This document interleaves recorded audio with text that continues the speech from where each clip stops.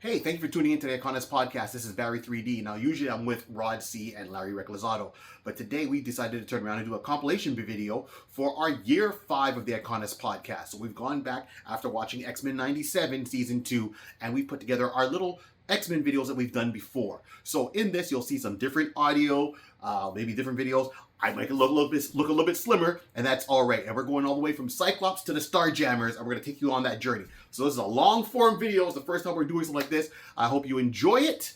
Remember, like, subscribe, and share. Don't let the show be a secret. And the famous tagline, this whole world was started by a pencil, a piece of paper, and lots of imagination. So if you're an X-Men fan, tune in, because we're going to break down, as I said, Cyclops, Banshee, Sabretooth, Nightcrawler, Starjammers, and we might have another one or two in there.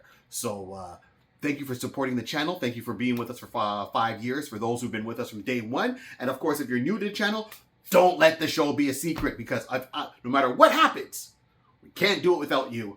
Thank you for tuning in. So get your coffee and crumpets and enjoy. Until then, dun, dun, dun, dun, dun. Okay, as Rod would say, start the intros.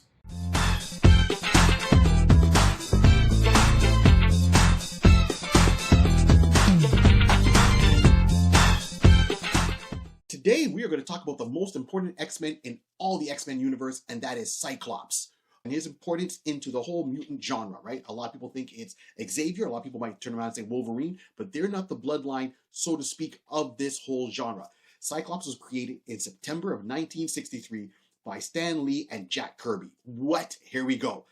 Now, I think Cyclops as a character has been underrated for a long time. He has his moments of brilliance. Sometimes they write him not so great, like a neglected father. Is he a good father? Is he overprotective? Is he a great field leader? Yes, he is. Is he insensitive and cold? Sure, he's got a lot of layers to him, but we have to understand why those layers happened.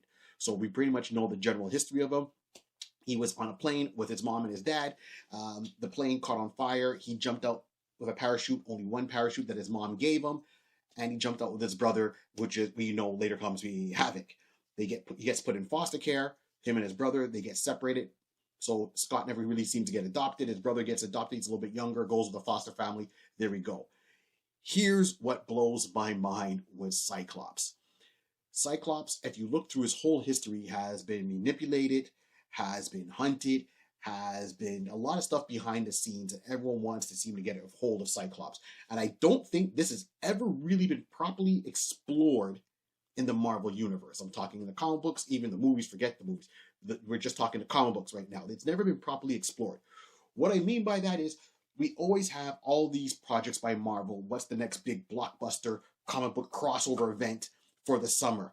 And I think for an X-Men book, they should forget some of the storylines that got going on, and let's get a little bit back to basics. And for me, I would like to see a full crossover X-Men intertwined story dealing with Cyclops and a lot of the little nuggets they drop over time. So why is Cyclops so important? Well, I mean, everyone says, well, he's the leader of the X-Men. He's got the optic beams, but let's look into that. He's had trauma. He's had abandonment issues. He's had to overcome things. He's had manipulation in his life. So why is Scott Summers, like literally the Summers bloodline, seems to be the one that stands the test of time in the X-Men books, right? We know he has his brother, which turns out to be Havoc. They got a younger brother that was introduced years later, which is Vulcan, who was born in outer space. You find out that his mom gave birth to him before she was killed, so the story's got retconned a little bit to include him. I'm cool with that. We know that Corsair, leader of the Starjammers, is his father. That is cool. That plane didn't catch on fire. It was actually shot down by Shi'ar scout ship, and they were trying to keep their presence on Earth undetected. Okay. But Mr. Sinister, why is Mr. Sinister so keen on trying to find out and get blood samples from Scott and Jean Grey almost to make this Messiah perfect being? And of course, you know, we've had Jean Grey. We've had Madeline Pryor. We've had one in an alternate future give birth to Rachel Summers. And then, of course, we have Nathan Dayspring, also known as Nathan Summers, who is Cable. It had to be transported in the future, infected by the technovirus. We get in Strife. So if we look at the whole Summers bloodline and how that all intermingles, you got the three main brothers, which is, let's go by their superhero names, which is Cyclops, Havoc, Vulcan. Then, of course, we know Scott seems to have a huge thing for redheads, and that's another video altogether. And then Jean Grey. Why are these two so important? It's never really been explored. I would like to see maybe a storyline called, the Grey Summer storyline. Use that almost like Winter is Coming, like they did in Game of Thrones, and go through and really let them get down to the nitty gritty of why. Why is that bloodline so important? What are the ramifications on that? Why these two new characters always have to get together, and why they're always trying to get offspring from them. Henceforth, Nathan, Rachel, strife as it goes on. And we know there's other ones very, you had Adam X at one point who turned around and showed up, and he's another descendant there. So, you have Jean Grey, you have Madeline Pryor. Regardless of what it is, I would love to see a storyline that gets right down, and I know they tucked on it, but I really want to see it from Cyclops' perspective, to see him overcome some of that trauma, see him overcome why he's the way he is. Sometimes you like him, sometimes you don't. Maybe mend relationships. I know broken relationships make for great storylines in the Marvel Universe, but I think it would be nice to see the family fully united. And let's break down some of those walls instead of putting more walls up between the characters. So every time they're in a room, it's this awkward silence, awkward pause. I didn't know he was my son. I didn't know that was my father. Come on, your dad has a spaceship. Your son comes from the future, but he's older than you. But he's also a rebel leader. So I would like to see the Summers family with the Grey family fully united to take on Mr. Sinister and Apocalypse. Call it the all-out battle. Oh yeah, no Wolverine. Wolverine doesn't need to be in there. He just confuses the mix. Okay, cool. So that's what it is. And if you look at their power levels, Scott, optic beams fueled by cosmic radiation. He's like a solar battery. He takes all that energy in and he's able to redirect it. And if you look at his skill set, you're not supposed to be able to sneak up on him because he has a spatial awareness. He's got the beams that can ricochet all over the place. They can punch a hole through a mountain. Can he use his powers just through his eyes, or will they expand it maybe through other parts of his body, right? Like his hands or so forth. We see how he can come across. He looks so cool when you see his fighting moves in X-Men versus the Capcom universe, or X-Men versus Marvel, or how that fighting game comes down. Havoc, look at his brother Havoc, who has that amazing power, and he puts out those rays. And then you look at their brother Vulcan. He literally can fly through space. So does Scott have untapped potential? Maybe. Can we see the three brothers finally get on the same page and have a good old family reunion? Sure. And I said, this crossover book to me would be awesome because you would have that starting on Earth. It would take him through the Shi'ar Empire, so they get him in outer space.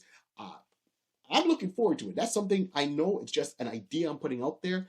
I just wanted to touch base on that and see what you thought of that. And if you got any questions about that, let me know, because once again, he's got to be more than just a leader. He started off as Slim. He had his trauma, abandonment issues. He had to overcome that. Parenting issues. He's got to overcome that. And then he's still got to be the leader of the X-Men. And he's almost taken on the ideology of Charles Xavier. But then he had to break away from under Charles' shadow. So this is why I think Cyclops has been underrated in the Marvel Universe for so many years. And I think we need a good, solid storyline besides him being known as the husband of Jean Grey or Phoenix. Or he's fighting Wolverine for his girl.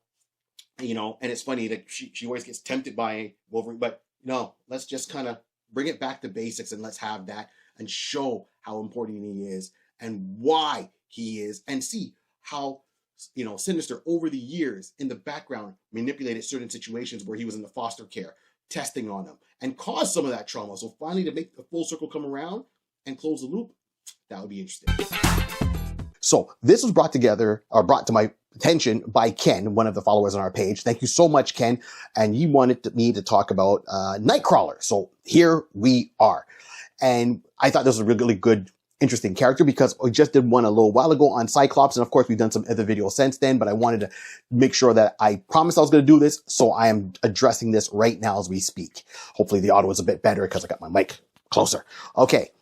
So with that being said, Nightcrawler, we all know of the character, but do you really know the character? The character has a lot of layers that Ken has brought to my attention, and I knew that too, and it's kind of played out over all the years that this character has been around. So Nightcrawler made his first appearance in Giant Size X-Men issue number 1 back in May of 1975. This is when the original team got taken by the island of Krakoa, and Charles Xavier, Cyclops was the only member returning from that mission.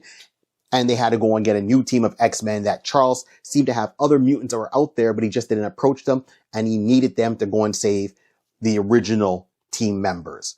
So he turned around and he recruited Nightcrawler, Wolverine, Colossus, Storm, Thunderbird, Banshee, Sunfire, right? And of course, Cyclops was there to lead the team. I think I got them all covered. I said Storms, yes. So, and they went from that big giant size issue when Marvel used to do, and DC at the time used to do these giant size issues. And this is how it came about. So this is the first time we see Nightcrawler. So now let's go back a little bit further for half a second. So you got Dave Cockrum, who was the artist who designed Nightcrawler. And he came up with the idea of Nightcrawler way back when he was serving in the military. It was a storm one night. He was out, but he couldn't sleep. So he was just drawing the character. And he drew the character to be a sidekick of another character that he was working on at the time that hasn't got presented to anything in the comic books. But the character was supposed to be a demon that came to Earth, failed in a mission, didn't want to go back to face punishment, so ended up remaining on Earth, and that was supposed to be the story arc. The character was supposed to be part of a team called The Outsiders, not Batman and the Outsiders. This is pre that, and it was supposed to be sold through DC to show up in the Legion of Superheroes comic book, right? Got to go deep in the archives. And that's where the character was supposed to be. DC rejected the idea. Dave Cockrum had the character pretty much looked down with the 3 fingers, the 3 toes, okay? But the only, and the tail, blue skin, everything. The only thing is he put him in a pair of trunks. At this point now, they're making a new X-Men team and they wanted some influences. So he turned around and instead of the character being far in the future in DC, came over to Marvel, put him present day, made him German. Oh, okay. Now we're off to a good start. Gave him the costume that he had, made him part of the circus. He's now being chased, as we see him the very first time in that issue, he's being chased through by villagers because they think he's a demon. He's trying to say, no, he's not. His name is Kirk Wagner. He's not a demon. He was born human, the human way. He just, unlike most mutants, I won't say all, most mutants, their powers kick in when they hit puberty. So usually around the age of 13. But Kirk was born exactly that way. Now, I don't know if he had his powers per se. He had the agility. He's able to climb up walls. So, and he was abandoned by his mom. We know the backstory that his mom was Mystique. She was in one of her human guises and she was living in Germany and she married a baron. This baron turned around and he thought he was the father of this abomination in his eyes when the child was born. He didn't know Mystique was blue skin, yellow eyes, and for herself, she was a mutant. So she ran away. She was mad at Kirk for being born the way he was and ruining what she had as a good thing. So she kind of threw him off a cliff over a river. He survived, which shows you how durable even back then he was as an infant, newborn. He had a rough beginning and she abandoned him. Like literally she took off running. Now, I know they've retconned this over the years, and that's fine. You know, I was really liking the idea that they kept it that way, that either he was a biological father, and then the first retcon was Mystique, and I'll call her Mystique, had an affair with a demon who was in a human's guise. So his name is Azael. So Azael, red skin, has a tail himself, just like what Nightcrawler has, came up, put on a human disguise, and then, you know, Mystique and him had an affair because the Baron was not physically appealing to her, you know, in that point of her life. But she still got pregnant, told it was him. It's a whole more like Maury, who's the father kind of scenario right there with the X-Men. And Mystique has her own thing going on with kids throughout the Marvel universe. But we're focusing on Nightcrawler. So that's how Nightcrawler came to be. Now, Nightcrawler was found. He was raised by gypsies. He made his way into the circus and then used his unique look and agility, almost like the Flying Graysons, to carve out a living for himself where he was with people that were seen on the outside of the norm. I'm not saying they were mutants, but, you know, you had the carnies, you got the bearded lady, you got, you know, a person with 2 heads. You know, this is where he fit in because they accepted him for who he was because they saw his heart as a person. They didn't judge him on his demonic appearance. And that's how he came across. Now, this is very important to establish what his journey is throughout all this. As he's got older, he's being chased down. Xavier shows up, uses his mind control, freezes everybody in town, explains, hey, I need you to help save some others. And I can bring you to a place where you'll be accepted and use your powers for good. Sure, Nightcrawler's all there, and that's how we come across him. Now, Nightcrawler, to me, luckily they write him a certain way, because if they didn't, Nightcrawler could be one of the most feared people in the Marvel universe. I know we look at it and say, okay, well, he grew up, he's very flamboyant. He is a huge fan of Errol Flynn. He loves being a swashbuckler. Because he's so dexterous, he can use a sword in each hand and one in his tail at the same time, crawl up walls. And he saw himself as a pirate, Errol Flynn, swashbuckler, and he referred to himself a lot of ways. And he liked that sense of adventure. Now, he did have his faith, and he is Catholic. And as his journey goes on, he mentions it at the beginning, but it's not written so much so. But as time goes on, you see it coming out a little bit more. So now his faith, luckily, keeps a cap on how dangerous he can be. I'm not going for the retcon of Mystique and Destiny, being the parents of Nightcrawler. I like that original tale of his dad being a baron, or his stepdad being a baron. His true father is a demon, and, Nightcrawler is what he is. So clearly he's born to a mutant. He has the blue skin, and that comes across later on that he kind of starts putting 2 and 2 together, where they go up against the Brotherhood of Evil Mutants, where it's the whole Days of Future Past storyline. And he runs into Mystique pretty much one of the first times. He's like, wait a minute. I've seen a lot of mutants, but not many with blue skin. And could it be, she knows the truth, but she, of course, plays mind games with him at a time. So let's break down a couple of things. Nightcrawler's power. Clearly, he's teamed up with Spider-Man. He's got that agility. He can wall crawl with the best of them. But there's other powers that they use a lot and they don't use a lot. The most famous one is teleportation. So every time he teleports, all you hear is a famous bamf. And you smell brimstone and fire. They say it's always a smell of brimstone and sulfur every time Nightcrawler teleports. So when Nightcrawler teleports, it's not a straight as we see it in a comic book, as he's here 1 minute and he's there the next. No. Nightcrawler takes a journey. So he leaves our plane, and very quickly he goes through one of the dimensions, let's say of limbo or hell, and then reappears someplace else. So it's not so much that he teleports as opposed to him going through a tunnel. This is why he has to know where he's going or see where he's going. And at the time, his max radius was 3 miles. So that means he leaves Earth, goes through a hell dimension, travels there really quick. Even he's unaware of it, how fast he's going through this dimension.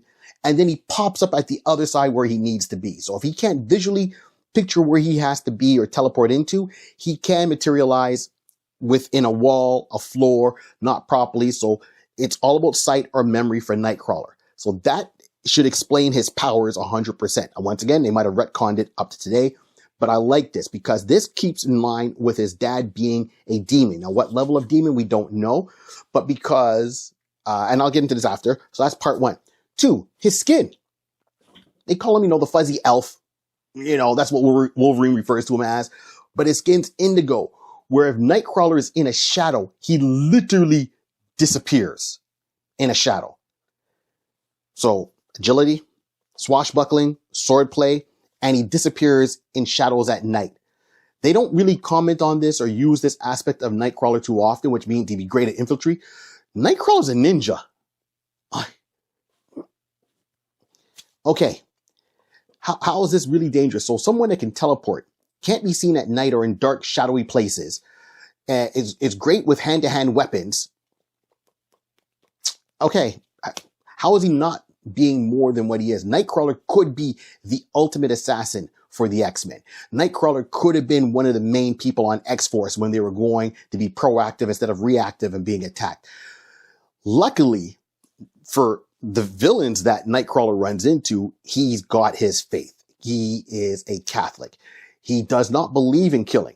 Nothing wrong with punching someone in the face, but at the same time, Nightcrawler has a philosophy of trying to teach others, spread love. And I don't mean that in a hippie way, but really educate people to keep this all alive and going, as opposed to just punch first and no questions after. Now, if you really wanted to get into a stealth squad kind of scenario, let's look at it. You got Wolverine. Nightcrawler could be up there even to pass him on certain things. Nightcrawler is also a team leader. He's led Excalibur where it was like, that team with Captain Britain, Megan, Rachel Summers, Phoenix, along with Kitty Pryde. So Kitty Pryde was leading the team, and then Nightcrawler was leading the team, and then they took that for many adventures over many years, and I like that whole thing. It's just luckily that he's got this good demeanor. If his faith wasn't in there, and Nightcrawler's not just a person that has, he's Catholic, okay, fine. He's worked his way up to studying the Bible and becoming a full-fledged priest. Here's where things can go deeper with Nightcrawler. And I mean this in a good way. If Marvel was to turn around and say, hey, what can we really do with this character to give him some more depth or insight or some interesting storylines? I know you had Ultimate X-Men where they made him captured. He was tortured. He was used as an assassin. And in one scene, Nightcrawler is driving a BMW on the Autobahn and they try to capture him. He teleports the whole car past the roadblock and shows up a couple of miles later while in the car driving. Like, that's how deadly is. And they write him smart that way. It can show you how interesting his powers could be. If we get into his bloodline, that's, as I said, with Cyclops needs a storyline. Once again, Nightcrawler gonna have a storyline because his adoptive sister is Rogue. She's a powerhouse because she drained those powers from, Miss Marvel, Carol Danvers. Once again, his brother, or I should say one of his half-brother is Graydon Creed, who is the son of Sabretooth and Mystique, but he was born with no powers, but a full-out racist towards mutants. He's a mutant hater. Let's just call it as it is. That their storyline can go around with a lot of things. And what will actually make him test his faith? Will he hit that line to cross it? Will he try to redeem his brother? Because, literally he's in the middle. Rogue's on one side with her philosophy, and Graydon is on the other side with his philosophy. How do you try to mend fences with that and still trying to figure that out with your mom? And then your biological mom. And then let's go back to his stepdad. Does that mean because his parents were married that he is entitled to whatever title maybe his stepdad had at the time? Because to the general public, that is his father. That's his father. His father was a baron. His father had a castle. That means his father has got a title. He's got money. He's got land. Is he entitled to that? And what does that bring? We've never really explored that. And let's look at the other side. His biological father. His biological father is a demon. Did he report to somebody or did people report to him? And can Nightcrawler somehow teleport from Earth into that demon realm without reappearing? So just use it as a gateway instead of a teleportation tunnel, as I like to say. And then what's his adventures there? What's his relationship there? If his mom had other kids, did his biological dad have other kids? And where are they? Because usually demons like to have a good time and that's what they do. So these are discussion topics that I want to get into with this character. And this is why I'm talking about Nightcrawler today. So one, they got to go back to some of Nightcrawler's roots, kind of work with that lineage whole thing, see how that can be. I think that'll be a lot of fun. They should get into Nightcrawler and his powers a little bit more and stop writing him as yes, he's a pacifist. He doesn't believe in killing, but once again, he'll still punch someone in the face. He still likes high adventure. He had a great time when he was in outer space on the Starjammer because to him, he was on a spaceship with a sword. He was living out every boy's dream for him. And I think that is what's overlooked. So I think one, we need to get him back into outer space. I think we need him to kind of go and see about family lines and trying to work with forgiveness and everything like that and see the next steps for this. So this is why I wanted to talk about Nightcrawler. And I keep in mind, I'm only scratching the surface. So let me know what you all think. Ken, I hope you like this video. Maybe one or two facts and something that makes me really laugh about Wolverine. Let's get right down to it. So a lot of people talk about Wolverine, the character. We all know him, love him to death from the X-Men, but there's a couple of things that I'm not sure if people knew, and if they didn't, we're going to find out right now. So way back in the day, Wolverine made his first appearance, as a lot of people say, in Hulk issue number 181. To me, I think his first appearance was in issue 180 because he shows up on the last page. So what counts as a first appearance? The first time we see the character or the first time the character is in action? Because that's a question that you could pose. What comes first, the chicken or the egg? We'll never know. Maybe someone knows. Reach down below. Let us know in the comments. Great to hear all that feedback back and figure that out. Now, here's one of the other facts. When Wolverine made his first appearance, we didn't know much about Wolverine. He just showed up. He was in his yellow costume. He's fighting the Hulk. He's a Canadian agent, fought the Hulk out in the Rockies. And, us as Canadians thought he was tough enough with, a pack of smokes, I guess, and Molson beer and could take on the Hulk. But hey, we didn't know anything about his past. We didn't even know about his claws. At first, it seemed that his claws were supposed to be a part of the costume and not a part of his body, because every time you saw him, the claws were extended. They were never retracted. Of course, we know now how that whole story plays out, where he falls in. And then, of course, Wolverine going from that appearance to then quickly being, recruited in the new X-Men, the Giant Size X-Men issue, and that story and how that leads to where we have Wolverine now and everything we know about him. But here's one thing that made me look twice, and I have to say, when Wolverine takes off his mask, so there's a couple of things. When we go into the archives, there's a couple of things. One, all the time they refer to him as Wolverine. He was very antisocial. That character was not even supposed to survive. He was supposed to die early on, and they decided to keep him on because I guess his popularity was growing. And then, of course, John Bryan, who was also the artist and a Canadian, vouched to keep the character on there. He's going to get better and fans will love him. He was right, obviously, because now we've got movies about him, right? He's a big budget money-making machine. Everyone teams up with Wolverine if your book sales are going a little bit low or you want to develop interest in a new project. There we go. That, on top of it, you have a scene with Nightcrawler and Wolverine talking. And Wolverine's got his mask off, and someone refers to Wolverine as like, "Hey, Logan, how you doing?" And he's like, "Hey, hey, how's it going?" And Nightcrawler's like, "Wait a minute, your name is Logan? I never knew your name was Logan." He was like, "Well, you never asked." As funny as that is, it makes very simple sense to Wolverine. If you don't ask him, he's going to figure, oh, well, these guys are a bunch of, noobs, dweebs, whatever, numpties. He's there, but at the same time, he just does what he has to do. Of course, he was very antisocial character. He smelled it over time. But with the mask off, every artist usually gets inspiration to say, hey, where am I going to draw the inspiration from to create this character's look, their aesthetic, the whole 9 yards. Sometimes it's, it's to the imagination how the character looks. Sometimes it's off a real person. With Wolverine, Logan, he was based off a real person. Facially wise, he was based off the American actor, and his name was Paul D'Amato. So Paul D'Amato was, let's put it, the father of Wolverine. John looked and liked his look and put him in there. And of course, where do we know Paul from?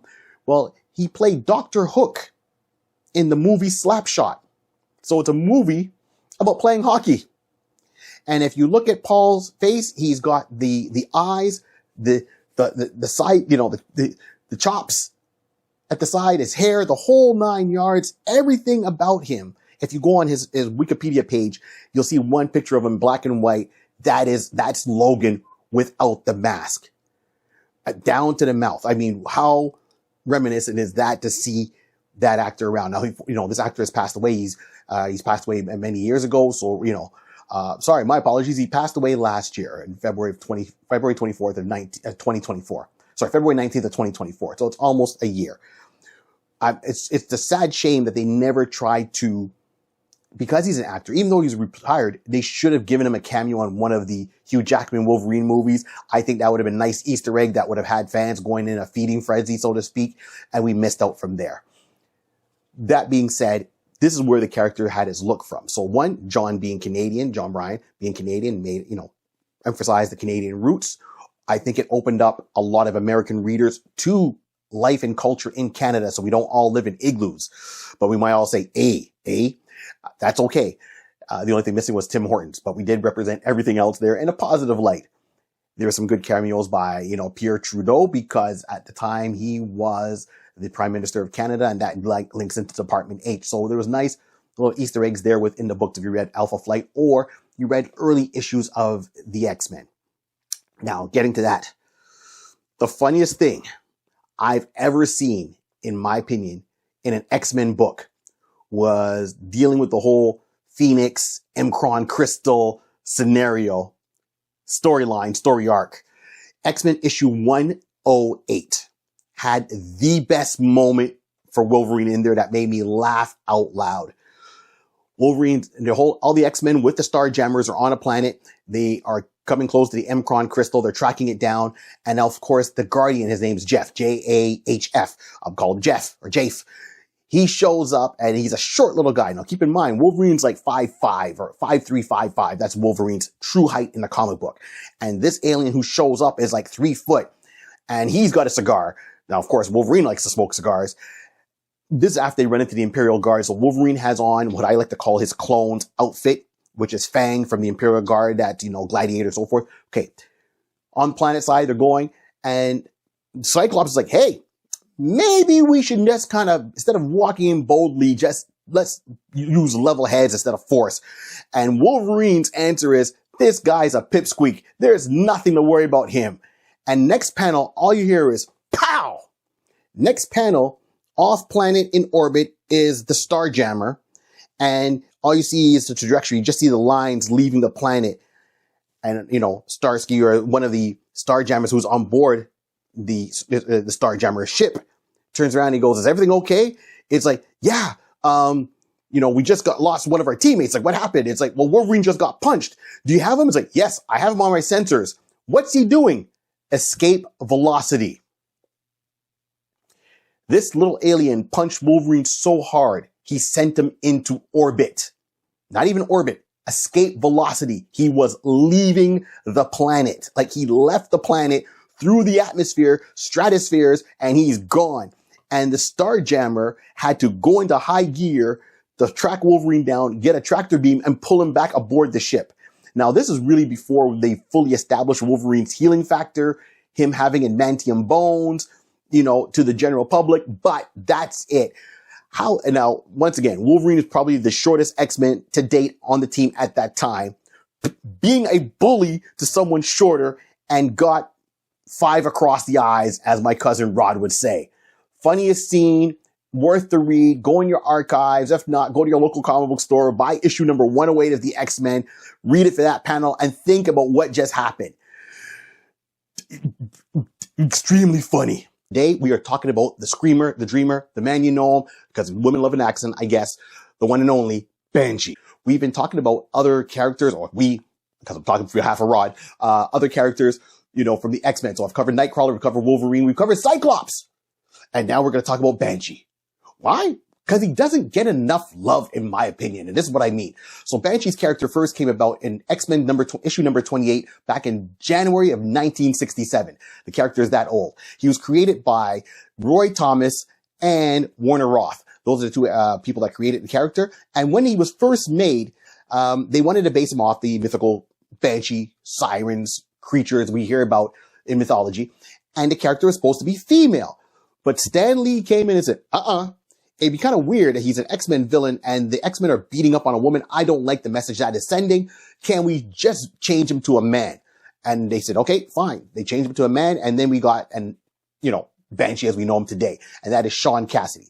So Sean Cassidy was born into money, because his parents own a keep over in Ireland, right? Cassidy Keep. So he's got money. He was born to money. And, we don't know too much about him. He came in there, in issue number 28. You barely see him flying. And then he even says that, oh my gosh, I'm flying so fast that nobody can see me. Let's go back a little bit. So Sean Cassidy, the name should sound familiar, right? Because his cousin is Tom Cassidy, or Black Tom Cassidy, who works with the Juggernaut, which is the stepbrother of Charles Xavier, who doesn't like him. Civil War, 2 brothers on one side, 2 on the other. Okay. You know what I mean. And this is where the ideologies start to clash. Now, before that, we also know that Sean was also part of Interpol. And he's about 10 years older than most of the X-Men on the team. So, in issue number 28, he shows up, and he's got a little bit of, in general look, the costume's the same thing. He's got the extra wings underneath his arms to help him, stabilize his flight and so forth like that. And he has made live appearances. We've seen him in X-Men First Class. We've seen him, voiced on the animated series. And back in 1996, he was part of, Generation X, that live action TV movie that went there. And he was there as a headmaster along with Emma Frost. I know, the 90s were crazy.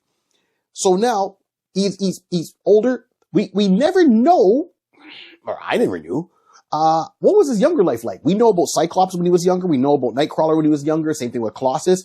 Wolverine never seemed to be young. And of course, we only got Wolverine Origins a few years ago, but that he was the Enigma. Great. So we know about most of the X-Men in general when they were younger and how they came into their powers and how that played out. But we never hear Sean talk about his powers. We never talk, like when he hit puberty, how did he find out about his sonic scream?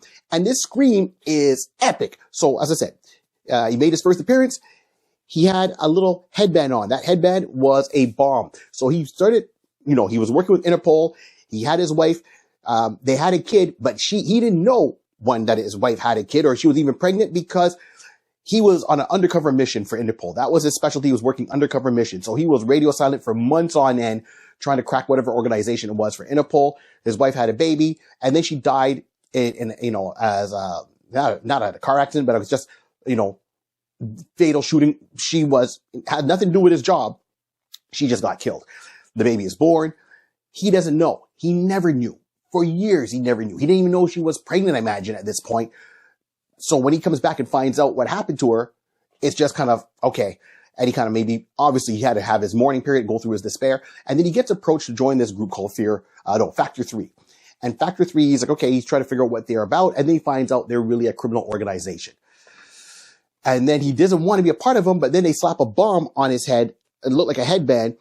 And they forced him to do these crimes that he didn't want to be a part of. And that's where he makes that first appearance fighting the X-Men. Okay. Now, with his sonic scream, it's not just a scream. It's a scream. So with his power, let's say sonic scream for make it a lot easier. So with his sonic scream, he's able to match frequencies. He's able to shatter walls. He's able to use it as radar. He's able to use it as make a protective shield around himself. He's able to fly at supersonic speed, like pretty much like the speed of sound. This is amazing. Like it reminds me a lot of Black Bolt, but as a mutant. And there's not many characters that have that sonic scream power at the time. So it was unique. Also, we don't know how he discovered his powers. So there's no tale of when he hit puberty, when his powers first developed, how did he learn that he can fly? Because literally you got to scream to fly. So did he jump off a building? Was he thrown off a building and started screaming and then realized he can float and hover and then fly? And that had to be either from his childhood or his Interpol days working as an undercover agent, taking on these dangerous missions. There's a whole block of Banshee that we don't know, but would be great storytelling. And I think we should know. So Marvel, stop holding out on us there, Marvel. Stop holding out on us. Now, as Banshee was going on, he was there for the whole Dark Phoenix saga. He was there for all of that stuff back and forth nonstop.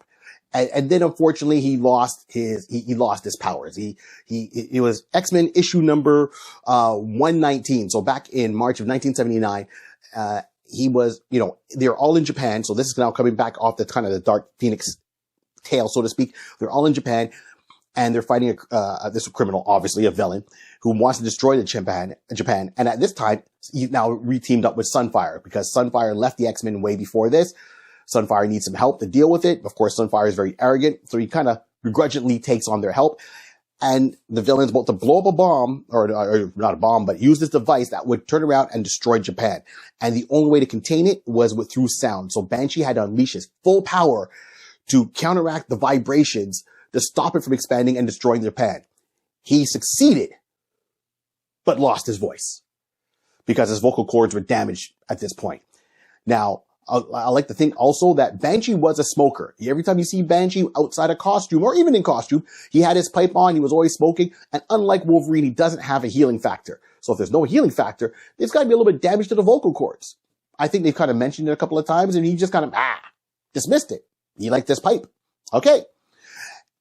Now, if he didn't smoke, would his powers even be more? Would his vocal cords been stronger? Unknown questions. And then as we go on, yes, he did have a reunion with his grown daughter at that point. Xavier found out about the daughter, got the two of them reunited, gave him a moment alone, and it was a joyous, happy moment, which is very rare in Marvel or comic books that, someone has a happy moment because usually the next page it's like, they're a villain. But no, it was a happy moment. It was a family reunited right away. And I think back to the original creators, she too had powers very similar to her dad, and she went by the name Siren. And she was on that team Generation X. She didn't go with the New Mutants. She was on Generation X. And then, real quick, Siren in the future, as time goes on, she starts dating Jamie Maddox, multiple men, and those two have a child together. So now we're seeing how the bloodline plays out. Now, we know that Black Tom Cassidy was the one that raised Teresa, which is Sean Cassidy's daughter. So Black Tom was raising his cousin's daughter because he knew who the father was. And as evil, well, I'll say evil, as bad as he is, he's more of a mercenary. And when things came about and he got captured, he turned around and he gave the information saying, hey, by the way, Sean, I know we're blood. I know we're cousins. You're a cop. I'm a criminal. It's almost like Lupe and the inspector around the world stopping each other. By the way, here's your daughter. So the family ties are there. Sean comes from money. They both do. Sean has a keep. Do you got a keep? I don't got a keep. I wish I had a keep. And we don't know about his early life, about all that, but of course, he takes on a mentor role when he loses his powers. He does find love again with Maura McTaggart and he moves to Murrow Island. And he's very happy to live a nice, quiet life outside of the X-Men instead of going all over the world in space and dealing with everything they're dealing with. So that's cool. And I'm happy for him. I mean, of course, there's more adventures past then, but I would like to know more about his past, about his Interpol. I think he should have used some of his connections with the X-Men to help them deal with certain cases and be proactive. I think he would have been a better fit, not so much as a mentor with Generation X, but more working with X-Force, trying to use his contacts in Interpol to offshoot or offset certain things. I think that's a big story that's missing. Period. Got it. All right. Now with his daughter and everyone else around there and bringing that whole family dynamic, that is interesting. And I think it would have been cool to see some of his previous adventures, chasing down his cousin, chasing down Juggernaut. And then let's get into it. I don't know anything about him growing up. How did his powers develop? How did he learn you can fly? Like, did he fall off the edge of the keep and started screaming and then realize he's floating and like, oh my gosh, what else can I do? Don't know. These are unanswered questions, but I think if you give a good writer something like this, we can get a good story with Banshee. At the point, Banshee's gone like a stolar arc from Interpol agent, older, mentor, father, potential grandfather, family drama and issues, past organizations coming back for revenge.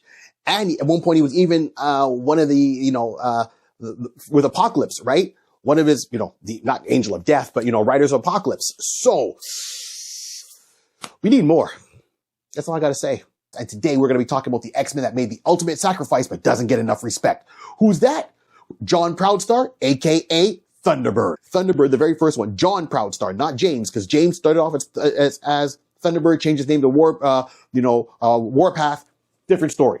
I'm going with the original X-Men. So far I've talked about Cyclops. I've talked about Nightcrawler, Wolverine, and Banshee. And I wanted to bring this character to light. So one, John Proudstar turned around and he made his appearance in 1975 in Giant Size X-Men issue number 1. He was pretty much recruited by Charles Xavier to save the original X-Men team as they were taken by the island of Krakoa, all right, and had to go there to rescue him. When we first see the character's wearing like the Canadian tuxedos, I call it. So he's wearing blue jeans, a blue shirt, and he's wrestling a buffalo, barehanded, chased him down, caught up to him, flipped him over, and wants to, Charles wants to recruit him. Now, John is very proud. He has a lot of distrust. He knows what his people have gone through present day and even prior to that, and stories he's heard from his great grandparents and so forth and so forth. On top of that, John's mom was part of a plot, I would say, where she was seen to be interviewed by a reporter. We found out he's a geneticist. He was told, that his mom has cancer and she ended up dying, but it was really more experiments that were done on her, by a character named Edwin. So John, working with one of his friends, a reporter, finds out the true story, stops this. But of course, now he's lost his mom. His dad's nowhere around. His dad's passed. So him and his brother James have to go and live with their grandmother, and she's the one that raises them. So at this point, John is very proud of his heritage. I mean, come on, you got to think Geronimo, right? Custer's Last Stand. There we go. That's the Apache Indians. The Apache Indians are warriors and very proud warriors in, American history. So, look it up if you haven't heard. There's so much to go from their culture and everything that they brought to light over the years. And I think this would even be more so embodied in this character. Now, At this time, as I said, before the X-Men, he was a hot-tempered young man, and his powers kicked in when puberty kicked in. So when around 13, that's when he realized he had heightened senses and strength and speed and durability. He was the Superman, and he used that, but he didn't know what to do with himself at one point. And then the Vietnam War comes out, right? Like Paul Hardcastle, that DJ that came up with the song 19. During the Vietnam War, he got recruited by the Marine Corps, and he worked from private all the way up to the rank of corporal. By the time the war ended, he comes back, he's home as a corporal, but he doesn't know what to do with himself. He's walking around on the reservation, no direction, nothing to go about it. So he's just kind of there, listless, doesn't know what to do next. But he has a sense of right and wrong and wants to protect his people and be the pride of his people at the same time, the Apaches. That's a huge thing for him. And then this is when Charles Xavier shows up in the picture and recruits him to join the X-Men. Now, at first, when he sees Charles, he's like, nope, not joining you. Don't trust the white man. And that's his words when he goes about it. And then Charles, not using his bang powers, just being a student of psychology, understands and goads him to joining the team. So John joins the team just to prove that he's better. But at the same time, he has a lot of insecurity. So he overcompensates with this obnoxious attitude. But on the inside, he feels like he's a loser. But on the outside, he just snaps and lashes out at people. That's his coping mechanism. So he joins the X-Men, saves the original team, comes back, and there we are. Now, I know for John Cockrum and Len Wein, who created the character, they created the character for a couple of reasons. One, their original vision was for John, or I say Thunderbird, Banshee, along with Sunfire, to take the exam to join the X-Men and flunk out. But they would say, man, we made this character. The costume is amazing. They fell in love with the costume as they designed the character more and more. And they didn't want to get rid of him after just one appearance. It would have been like a one and done. It would have been a waste. I like the fact that the new X-Men were international before the time. You got to think about this in 1975. It's 1975. There was a black person, an Indian, an Irishman, a Canadian, a Russian, a German, right? It was a Benetton commercial, all the colors of the rainbow across the world. So this was a cool thing back in 1975 and still stands true to today. And of course, and Japanese, Sunfire, right? And with John being a part of this thing, and he wanted to prove so badly, they're like, we like him, we like how we're writing him, but here's the problem. Can we have two? And what I mean by that, they were saying, well, we have two loudmouth, obnoxious characters on the team, Wolverine and Proudstar, Thunderbird. We can't have two, can we? So during their second mission, because the first mission was Giant Size X-Men, their second mission, the X-Men get a call from Beast.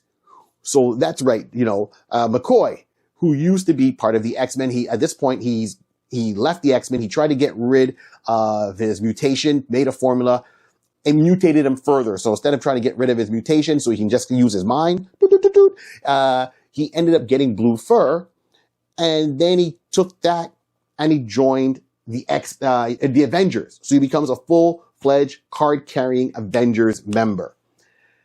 Now, during this time, Count Nephiro, who fought the X-Men, I think in issue number 21, 22, comes back seeking revenge. He breaks into NORAD, and they call it Valhalla, and he steals these weapons, and he's ready to destroy the world. He's holding the world at ransom. The Avengers get the call, but the Avengers are too busy on another mission. Hank McCoy is still there, and he reaches out to his team. He's like, well, the X-Men can't do it. Sorry, the Avengers can't do it, but the X-Men can. So he calls Xavier. He sees Xavier. He sees Cyclops. He sees a whole bunch of new people behind him, because at this point, the original team pretty much left. They all said, hey, there's too many of us here. We all grown up now. We want to do our own thing. And they left, moved on. So now the team is there. And he's like, well, who's all these people? And he's like, don't worry about it, Hank. These are the X-Men. Not the X-Men I know. So he gives them the mission. They race off in the Blackbird to get there and to break in. They realize it's one of their old nemesis that they fought before. And John gets in, finds his way in. So Cyclops, the plane gets destroyed. They make their way down. But, sorry, and a part I missed is John clashes heads a lot with Cyclops. So just how Wolverine pushes his buttons, so does John. John turns around and calls him One Eye. And he's like, nope, call me my code name, Cyclops. He goes, no problem, One Eye. And during one of these training missions, like, in the danger room, he ends up getting hurt. Now, Cyclops feels bad because he feels that he's pushed him too much. But at the same time, Thunderbird feels bad because he feels like he messed up and he's letting him down. But instead of saying, hey, sorry, he turns around and he lashes out at Cyclops. But his internal thoughts are like, yeah, I guess no one wants a loser on the team. So they get this second mission. They go there to NORAD, Valhalla, as they call it, the mountain where the missile controls are all at for all of North America. And he gets in there and he's trying to prove himself. So he runs in very rash all the time. He overcompensates, as I said before. He's hot-tempered. He doesn't want to listen to anybody. Now, this is someone with military training, so he could have been even a bigger plus factor for the X-Men than how he was, but his character got the best of him. During this mission, he's getting into one fight with the Ani-Men by Count Nefero, who's leading them. He gets tossed into Banshee. Him and Banshee are knocked out. Most of this fight goes out. The X-Men have like 50 minutes to kind of stop this whole thing. He gets up. Oh my gosh. They wake up. They get there to the end. They see Count Nefero. They don't realize he set the self-destruct, but he see Count Nefero getting into a Harrier jet and he's taken off. And Thunderbird runs after him, jumps on top of the jet and starts punching the canopy, trying to break it. And Banshee flies off after him saying, hey, look, John, just jump off. We got this. No, he can't get away. Jump off. We got this. John just goes into a berserker rage because he's saying, I will not be told what to do. He just clearly just goes blackout angry, sees red, breaks the canopy, destroys the cockpit. The plane explodes. Now, we know the character is dead because a lot of times in Marvel, people always come back from death. But Charles Xavier is even communicating with him, with his telepathy, saying, John, jump off the plane. Banshee will catch you. Now, if you think logically, Banshee could have caught him, used the sonic scream to bring the plane down, and it all would have been good. But John wasn't listening to reason at this point. So the plane blows up, and both the Count and Thunderbird end up dying in this crash. Now, we know he's dead because even Charles is connected with him. So Charles hears his last thoughts. Charles feels the burning, the smoke, and everything that goes on there right until the end of Thunderbird, which is really sad. This is now issue number 94, 95, the official second mission of the new X-Men. They've lost a member. After this, Scott is extremely hard on himself because he feels he messed up. Xavier feels bad he lost a student. The rest of them are kind of lost. The only one that kind of takes it in stride is Wolverine saying, hey, and Banshee. Banshee's like, well, it comes with the uniform. And Wolverine's like, hey, we're soldiers. So he's got a different mentality. This is the first time we've had a major death before Phoenix and everything like that with them. Here's where Marvel, to me, could have done differently. Seeing that the character represented the American Indian, for lack of a better term, they should have brought this character back. There would have been nothing wrong with having two hotheads on the team, because if you look at teams, a lot of them have more than one hot-headed person, one obnoxious person, and it would have been a great story arc. I would have loved to see Wolverine and Thunderbird develop that friendship, because I feel they would have. I don't think they would have knocked heads. They would have teased each other because they would have been competitive against each other, but they had similar backgrounds with military training along with pride. And they're both, one's Canadian, one's Apache. Come on, man. You guys, it could have been the stories we should have been getting. So I don't think they should have killed off Thunderbird. I think Thunderbird was one of my favorite characters from the get-go from this new team. And when he was gone, I was like, oh, come on now. Here's the second part. If they would have brought him back a lot sooner, they could have given him solo runs. They could have put this character on different arcs. That would have been extremely interesting. Even if they just made him quit the team and then brought him back here and there, I think it would have been great. Another missed storyline, in my opinion, and I know they just did it a couple of years ago, the whole storyline, Krakoa storyline, where the X-Men now left the mansion, are living on the island of Krakoa. They have their own nation. When they die, they come resurrected. And of course, yes, John finally comes back to reality. He's come back a couple of times, but this time permanently. The missed part here is I think John should have been the guardian of Krakoa. And let me explain why.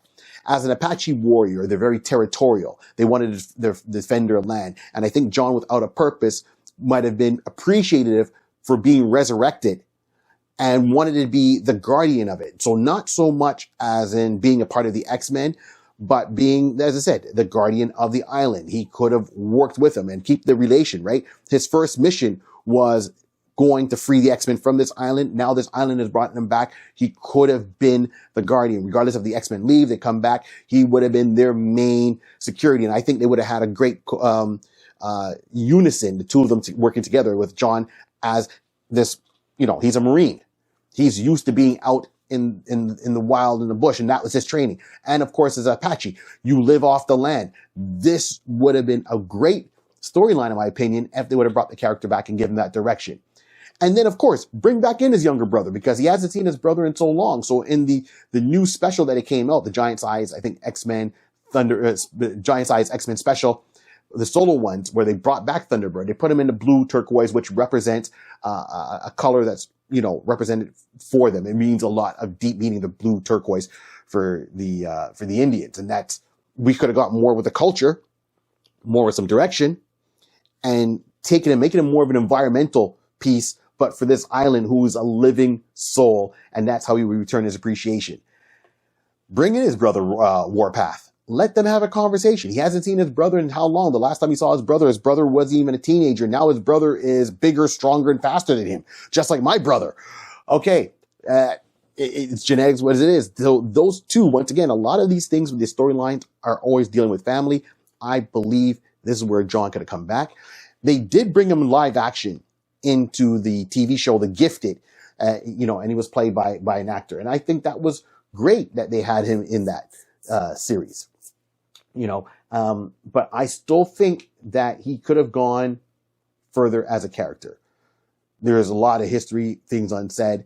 He doesn't have to have your traditional missions, but an island that can move around different places, him being a guardian, yeah, that's exactly a great starting off. And then they could have done a coalition of a lot of the Indian characters, right? Like the North American Indian characters, right? I mean, that's Dawnstar, his brother, Shaman from Alpha Flight, and the list goes on if we want to get, his daughter. So there's characters around.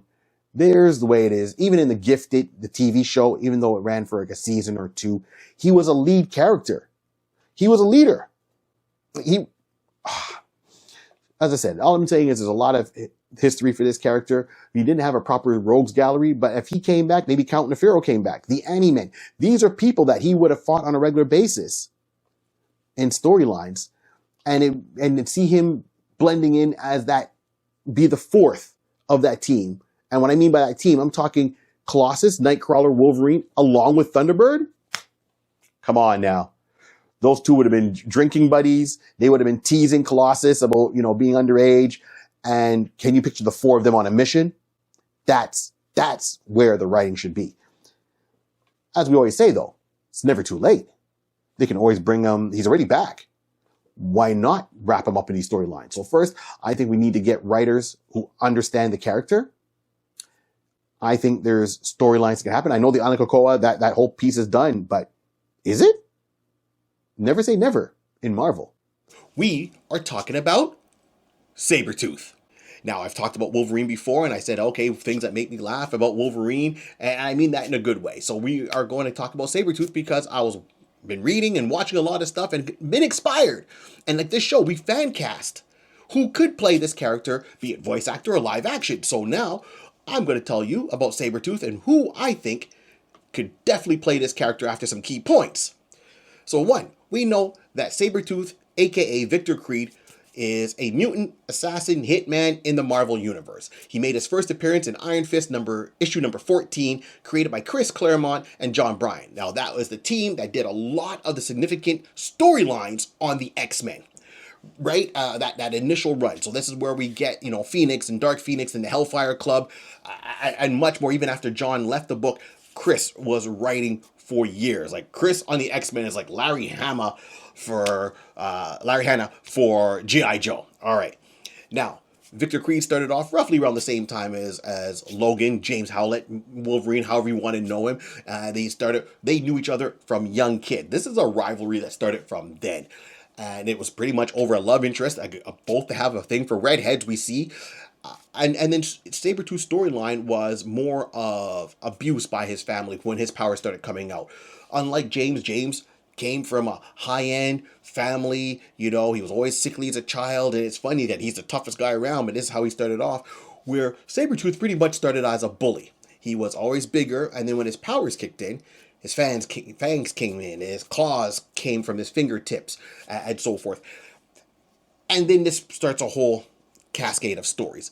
And, he starts off in Canada and he goes up to the Northwest Territories and he's all over the world and doing things. And he realizes that, hey, I'm stronger, I'm faster, I have my sense. So he's on par with Wolverine skill wise, just maybe not so refined.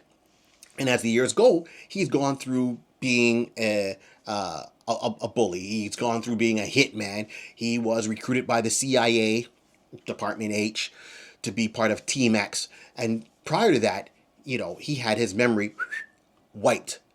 So he doesn't remember his past. But it's funny that he still remembers Wolverine's birthday. Or I guess what he thinks is Wolverine's birthday. And he's marked that in his mental calendar to say, every year, Runt, because that's what he calls Wolverine. Every year, Runt, I'm showing up on your birthday just as a friendly reminder of who I am. Let's just say that Fitty could take a page from, Sabretooth's playbook. They're long-lived, Wolverine and Sabretooth, because their healing factor slows down their aging. And over all those years, back from like 1910 up to present day, every year when it's his birthday, he shows up. And you can find the books and the times where, Sabretooth just randomly shows up. So he always has an idea where Wolverine will be or his loved ones. And he gets at Wolverine through them by doing horrendous acts of violence. Hey, as Wolverine said, time to go to Claw City. So, here's what I would love to see. I would love to see Sabretooth portrayed in the MCU. I would love to see Sabretooth not get his own movie, because I think getting his own movie would take away from some of the richness of the character. Now, like DC has gone successfully and they've done Penguin, which was, multi-episodes on this character in that universe with, Robert Pattinson playing Batman. I think if you really want to build up the excitement for the X-Men, you got to bring in characters and give them more of a backstory, so when they do make the appearance on the big screen with the main characters, you're going to be like, I get his motivation, I can connect with them, I sympathize with them. You don't have to agree with them, but you understand where they're coming from up here in their mind. Now, keep in mind that Sabretooth was part of Team X, so he got captured. They tested him, mind wiped him, along with James Howlett, goes by Logan, mind wiped him, and then put him together with Maverick. And that was Team X. And they went on many missions. And one of the missions in Berlin is where he met a shape-changed Mystique in one of her disguises.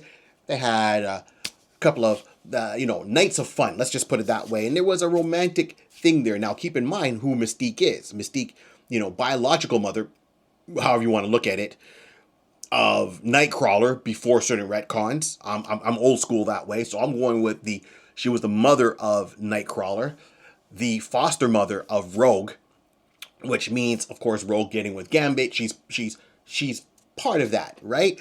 And of course, the biological mother of Graydon Creed. So Graydon Creed is the son of her and Victor, Sabretooth.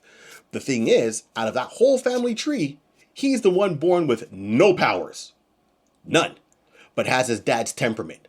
Very feral, vicious, aggressive attitude. and but he doesn't like his father clearly. But then again, Graydon, is a racist towards mutants. Period. Right? Friends of Humanity. That's the group he forms to bring down the mutants. So let's go back a couple of steps. We have the Team X. Now, Team X, and this is why I say maybe 4 episodes. They should do like a 4-episode or 2-episode spotlight on some of these characters before bringing them to the big screen to really amp things up for the X-Men outside of the cartoon. And it would be nice to see a storyline partly with him and Team X, like how he gets to Team X, part of Team X, the mission, how he meets Mystique in her disguise. I think this can roll into something, so we'll get like a little bit of spy stuff going on, and then you see that mission where things go wrong. You don't have to show the whole mission. You just got to get to the main parts where things go wrong, and of course this brings in the decision Wolverine made to take the carbon. The device that was supposed to help Omega Red. You're bringing Omega Red, so you got the Russian super soldiers. And this goes back to super soldiers loosely tied to Captain America. Each state is trying to our country trying to make their own super soldiers. So, you get that going on, right? Don't like Wolverine Origins where like brothers and hey, man, I'm taking care of you. No, like show that rivalry from the get-go. Show the hardships that Sabretooth had with his own parents, where they thought he was like a demon or there's something wrong with him. They locked him in the basement. Now, there's a lot of stories where, for example, Victor said he got rid of his pediatrician at the age of 9. Now, how he lashed out at his parents, and because of him, they're no longer here. Well, here's my thing. Did he really do that? Or is that what he's saying he did to add to his own mythos? Because keep in mind that his mind got wiped. He doesn't know what happened to his parents from, or that pediatrician. Those could be false memories that were implanted into the character, or he's just making that up to show how bad of a character he is. Like, hey man, yeah, I got into my first fight at 9 and I got rid of someone at the age of 9, right? If you think about it, let's go.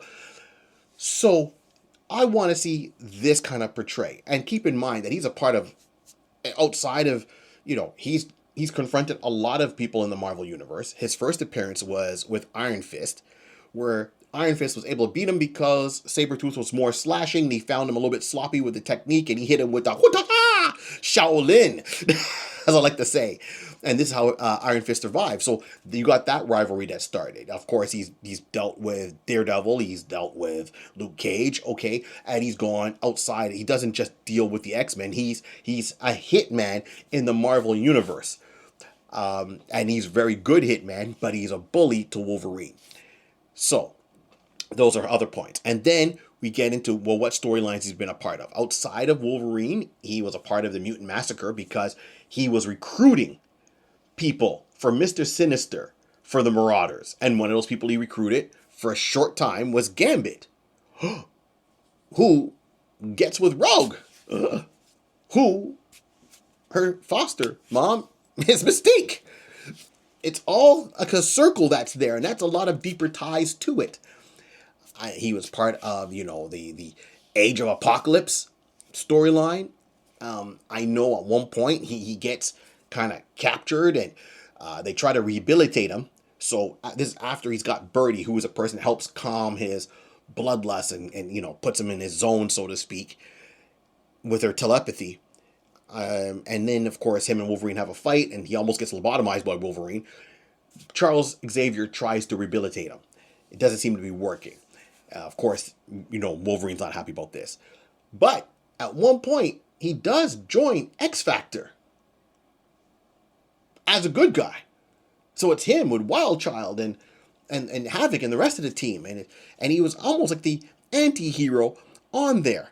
He's helped out the X-Men. Of course, he's had big, fights along. A long ongoing a nemesis for him is Psylocke from the X-Men, where before, when she was Betsy Braddock and with the purple hair, he fought her at the X-Mansion. And then later on, when she had her mind kind of spliced. She comes back with the Asian body with Psylocke, as most people know her now, with a tight black outfit. She's like part ninja assassin herself, and that's a whole different storyline. They clash again. So what I need from Marvel, and this is me talking, and I think the fans might agree, you guys might agree, is someone that can portray the viciousness, the dark humor, and the physicality of Sabretooth. And the person that I would love to see play this role also goes by the name Maverick, and this is Logan Paul. Now, if you follow Logan Paul in WWE, you look at his past outfits with the yellow on there, and it makes you go, huh. Now, I know a lot of you are going to go, Barry, really? Logan Paul of all people? Yes, because Logan Paul is great on the mic. He's got his podcast. He knows how to push buttons. And he's taken that and he's put that in WWE, his character, which is Maverick. And he comes up with his music, Stay Humble. First of all, let's go through it. Sabretooth is 6'6", 275 pounds, according to the Marvel Universe sourcebook. Okay? Logan Paul is 6'2" and 220 pounds. I'm okay with this. Now, Logan Paul also has that face, that smile, that sneer, that almost is very similar to me as Sabretooth, how they portray him on paper. And then if you see what he does in the ring, physicality-wise, he's got it. He's got it. If you're a WWE fan, a wrestling fan, and you watch some of his past matches, you're like, okay, I get it. He gets it. And he knows how to play the villain, and he enjoys it well on camera. I think he could portray that very easily in the MCU and give me a height accurate Wolverine for him to play off of. So, a couple of inches difference between the character on paper and the actor live. But this is who I'm going for on this. This whole show is about fan casting, and my fan cast for Sabretooth would be Logan Paul. Give me a 2-episode, series on Disney Plus, like they did Marvel Spotlight. And I said again, use that brand of Marvel Spotlight to bring in some characters, be it that's animated or live action. And this is a perfect thing to kind of show some of his past, bring up his point of view during these things. So the beauty is they don't have to show the X-Men per se, but they can mention the X-Men, absolutely mention the X-Men in this series. They can have someone in a costume and see someone go around the corner and just see the leg of Wolverine, because everyone will recognize the yellow with the blue boot with the black on it, right? With the little points on either side. So you'd be like, okay, this is a good play on how they can do that without them officially casting actors to play those roles for the big screen, because we know that's where they're saving them for. And then, of course, you got to incorporate him into a Wolverine movie or an X-Men movie.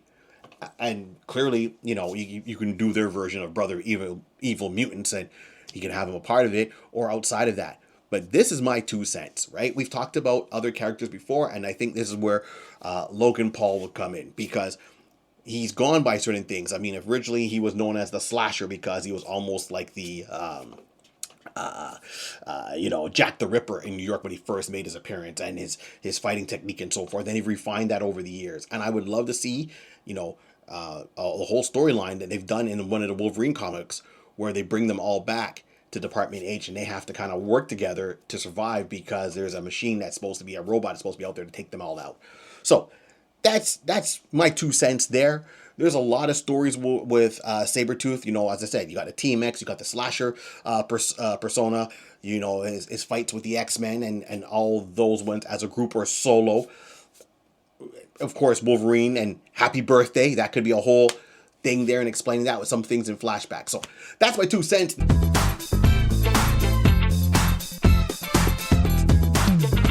Everyone, welcome back once again to the iConis podcast. I'm your host, Barry 3D, and with me is... I go by the name of DJ Rod C.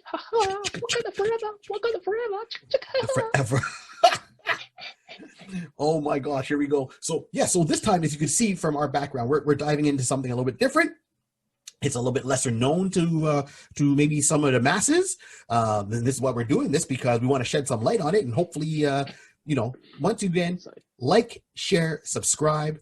Please let everybody know. We're going to tag people left, right, and center. We're also going to post a link, so if you can maybe even donate to help the channel grow, that would be awesome. So we can step things up a little bit more for you, and we enjoy doing this. So this is a passion project, 100% for myself. And there's links going to be at the end of the video, to Rod's stuff, my stuff, all of our stuff together, stuff separately. So stay tuned. Hold on, enjoy. There you go. Right. So we're gonna hit you with a tale that involves outer space. Right? There's spaceships. There's evil emperors. There's swashbuckling. To me. Yep. Exactly. There's rebellion. There's unrest. There's backstabbing. There's intrigue. There's brotherhood. There's love. There's romance. And there's love and romance. Yes. Right. And of course, like anything in the Marvel Universe, it starts with tragedy. Tragedy. Hey. We are talking about Marvel Starjammers today. Right? And you're going to sit there and scratch your head like, who's the Starjammers? Well, if you're watching this, you can look behind me and you can see the main person in a red and black. He's got red gloves on. His name is Corsair. So yeah. So he's the main person of the Starjammers. And why is he so important? Because if we didn't have him, we wouldn't have some of our favorite mutants in the Marvel Universe. AKA Scott Summers. Heck yes. And sorry, go ahead. Go ahead.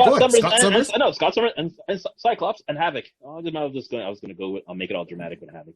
Yes, exactly. So that's 2 out of 3. I mean, when I say 2 out of 3, there is a third one called Vulcan who comes in way later on. Yes. Right, but we're gonna go back with this. So this idea was pitched by the Starjammers. So back in early. So this was pitched, and their first appearance was X-Men issue 107 in like 1977. In October. This is when they first, 1977 in October.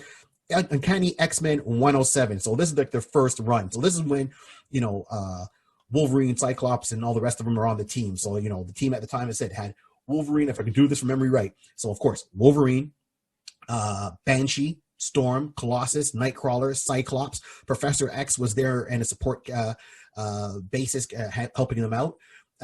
We just lost Thunderbird. Okay. Yeah. Right, because he passed away just a little before that, and Sunfire ended up quitting the team. Right, this to show you how far back this goes. We're going back 1977. My hair was beautiful back then. Wow. I think I had hair and a pick somewhere. I believe I had a hair and a pick somewhere. We'll just leave it at that. Yeah. See, I had the hair, the pick. My pick had a fist on it. So going back to Starjammers. Starjammers was created by Dave Cockrum.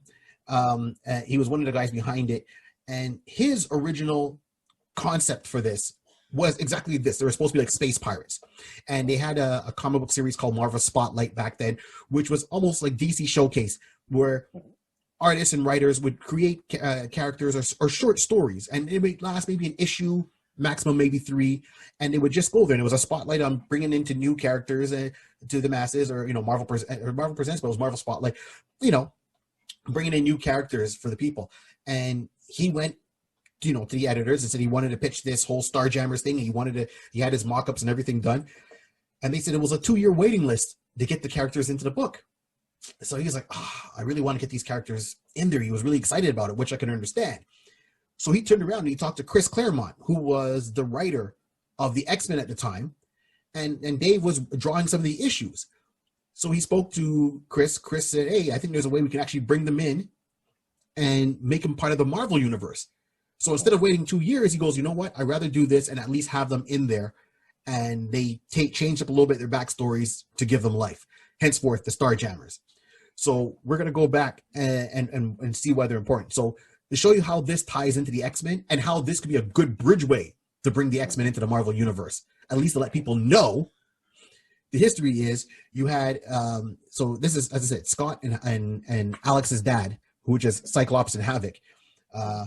He was a retired pilot. So that's his whole thing when he got. So the story is their dad was flying the plane on Earth, right? Along with their mom and the 2 boys who were very young at the time. This is like before they hit teenage years, so their powers didn't even develop. They're flying a plane going on a trip. So he was a retired major from the Army. When he was flying the plane all of a sudden caught on fire. Now, what happened is a spaceship came as a scouting mission on Earth from the Shi'ar Empire. They got spotted by the plane, or they thought the plane, who was flying the plane spotted them.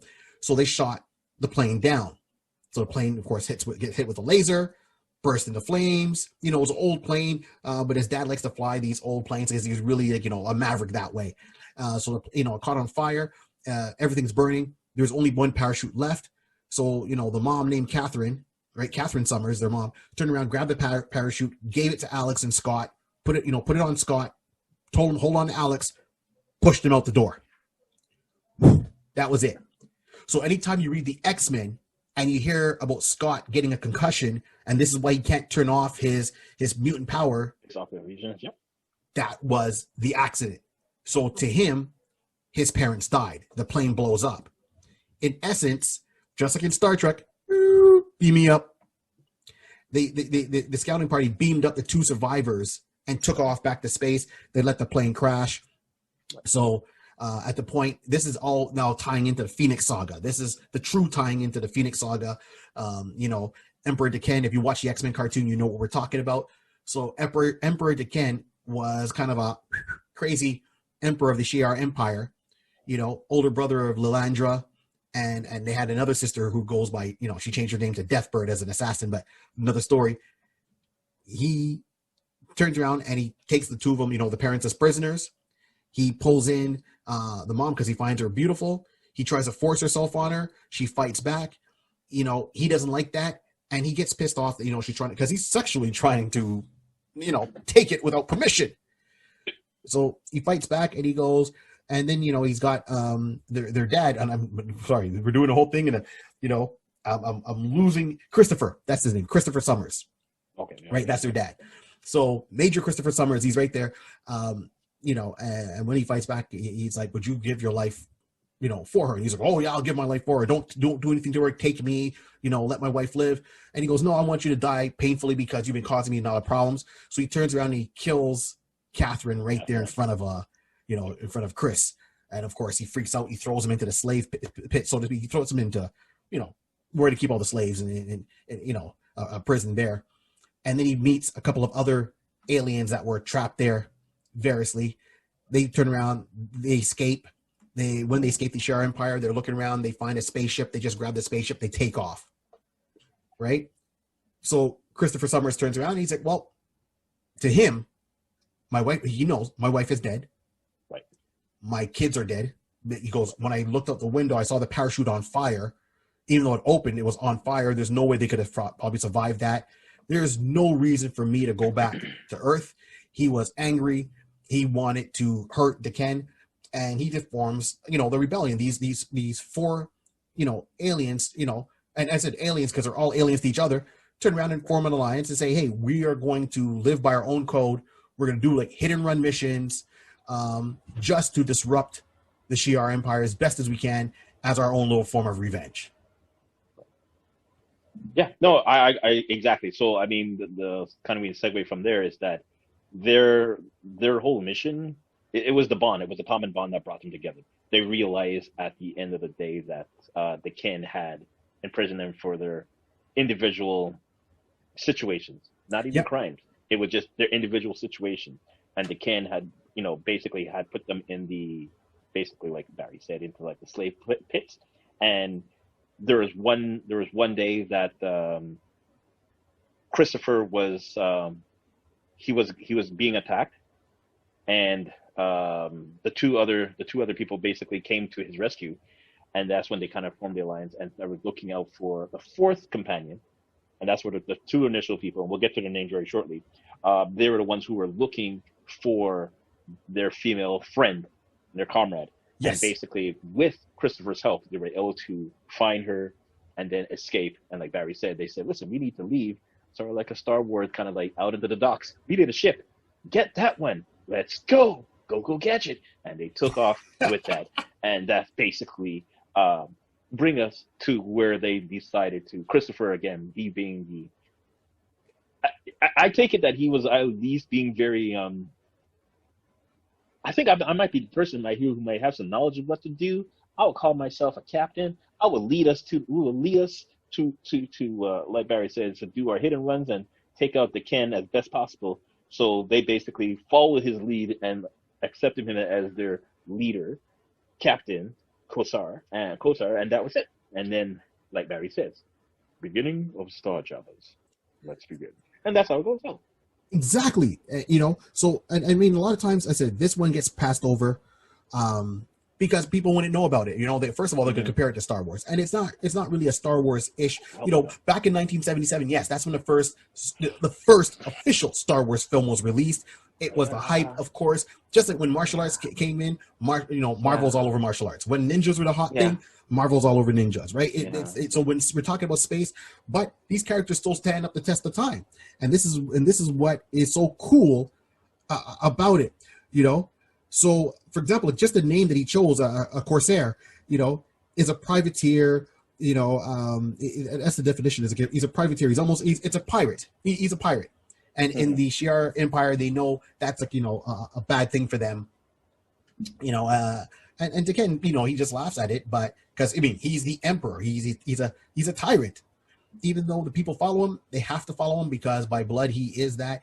He has access to the Emkron crystal, which once again ties into the whole Phoenix saga, just the beginning of that Phoenix saga and leading up to it, to what happened with Jean Grey. And to me, this is the most messed up family, if not I think it's the most messed up family in Marvel. I mean, come on. So first of all, if you look at all of them, right? So you got Corsair, right? And he's a grandfather. So hold on with me. He's a grandfather. He's an outer space, a retired ex-military, pilot, a retired pilot, and he's a space pirate. Then you got Scott Summers, Cyclops, leader of the X-Men. Then you have Havoc at one point, who was with the X-Men, and then he was leading X-Factor, right? Before, so X-Factor at one point was Scott in the original X-Men team, and then it changed to X-Factor when Alex took over, okay? And then you have Vulcan, who was their other brother, who they didn't know, who was born in outer space. So when he killed the mom, Catherine, she was pregnant.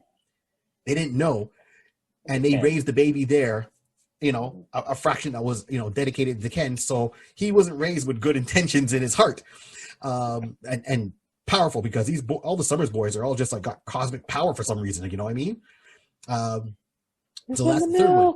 And then, and of course, it goes back to when I said Corsair is a grandfather, because Scott's son is Cable. Correct. From the future. So if you see the Deadpool movie, right, the second Deadpool movie, that Cable, even though he's older, his father is Cyclops. How, may you ask? Very simple. So, and now bear with me, this is the Marvel way. So after the whole Phoenix saga, Jean Grey is supposedly dead.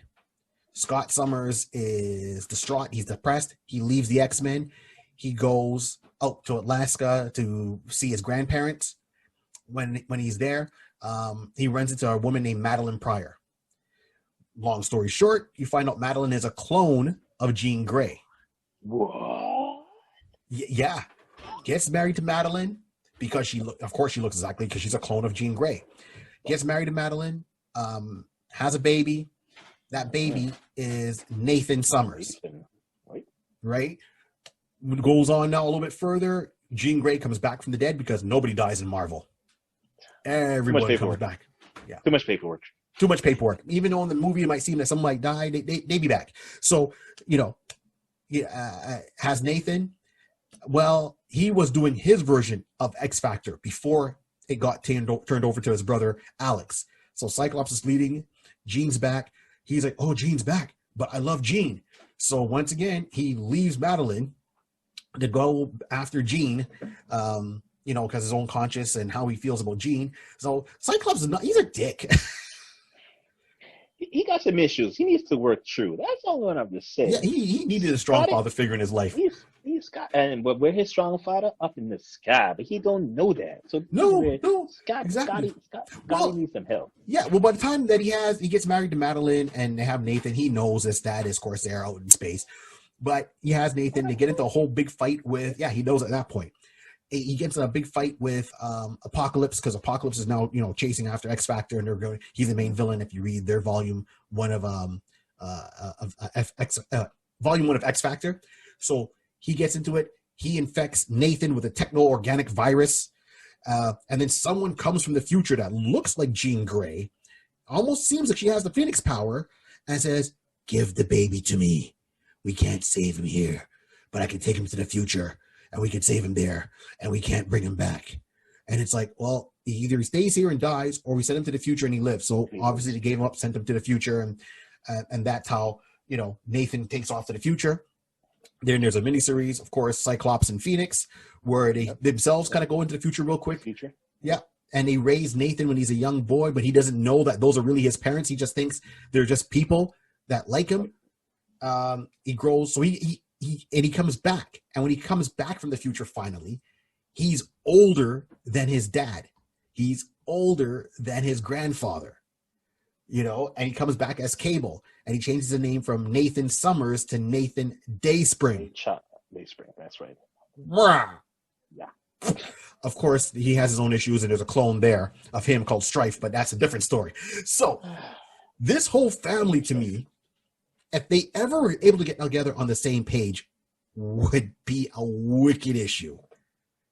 Give me a one-shot, give me a mini-series, a 6-issue mini-series with the whole family together. I don't care if they're all in outer space or they're on Earth. No, it's got to be in outer space. Give me all in outer space. So Corsair with the Starjammers, along with Cyclops, Havoc, and Cable. Get them Summers boys together and let's see what happens. Jeez.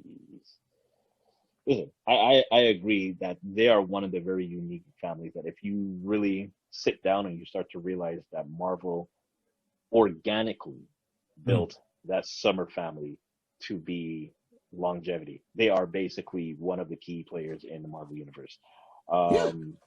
Summers, even now that we know Scott Summers is he's still instrumental to X-Men. Havoc, you don't really hear too much about, but Cable again is also a known strong point in the X-Men lure in that sense. So it's just there, and then there's Rachel, and and that's it. That's who seems to came from the future, was an older version of Rachel. Right, exactly. So I mean, there are a lot of connections to that family. So as we will say, we're talking about Starjammers, but everything definitely seems to stem off of Corsair. Christopher Summers is like one of those unknown hidden factor fathers of the mutant revelation. I don't know how to. I get it, and it comes back from that. Let's suppose all the time you have villains like, for example, Mr. Sinister. He's always looking to get the DNA from Scott, because he says Scott and Jean's DNA is supposed to be very unique, as to make very powerful mutants. Shoot, why go with them? Go with the parents. I mean, you can't get anything DNA from the mom, obviously, right? But you can still track down Corsair. He's still around, and we're not going to get off too much on subject. I just want to give you how much importance and how underscore this character is, but how much importance the character is, right? So Corsair is out there. He's fighting a good fight. He forms a team. He changes his name. No reason for him to go back to Earth, because, as I said, he thinks he knows his wife died in front of him. He didn't know his wife was pregnant and there was another baby that was his. So he never reaches that baby until that baby is fully grown as a man. So he didn't even know. He thinks, Scott is dead, which is Cyclops. He thinks Alex is dead, which is Havoc, right? Has no idea about them until issue 107. And that issue is, one of my favorites for many reasons. So 107 is when they made their first appearance. In there, is it drawn by Dave Cochran, written by Chris Claremont, and we'll get more into Dave. And then the members. So we're going to go with the core members of the Starjammer. So we talked about Corsair, right?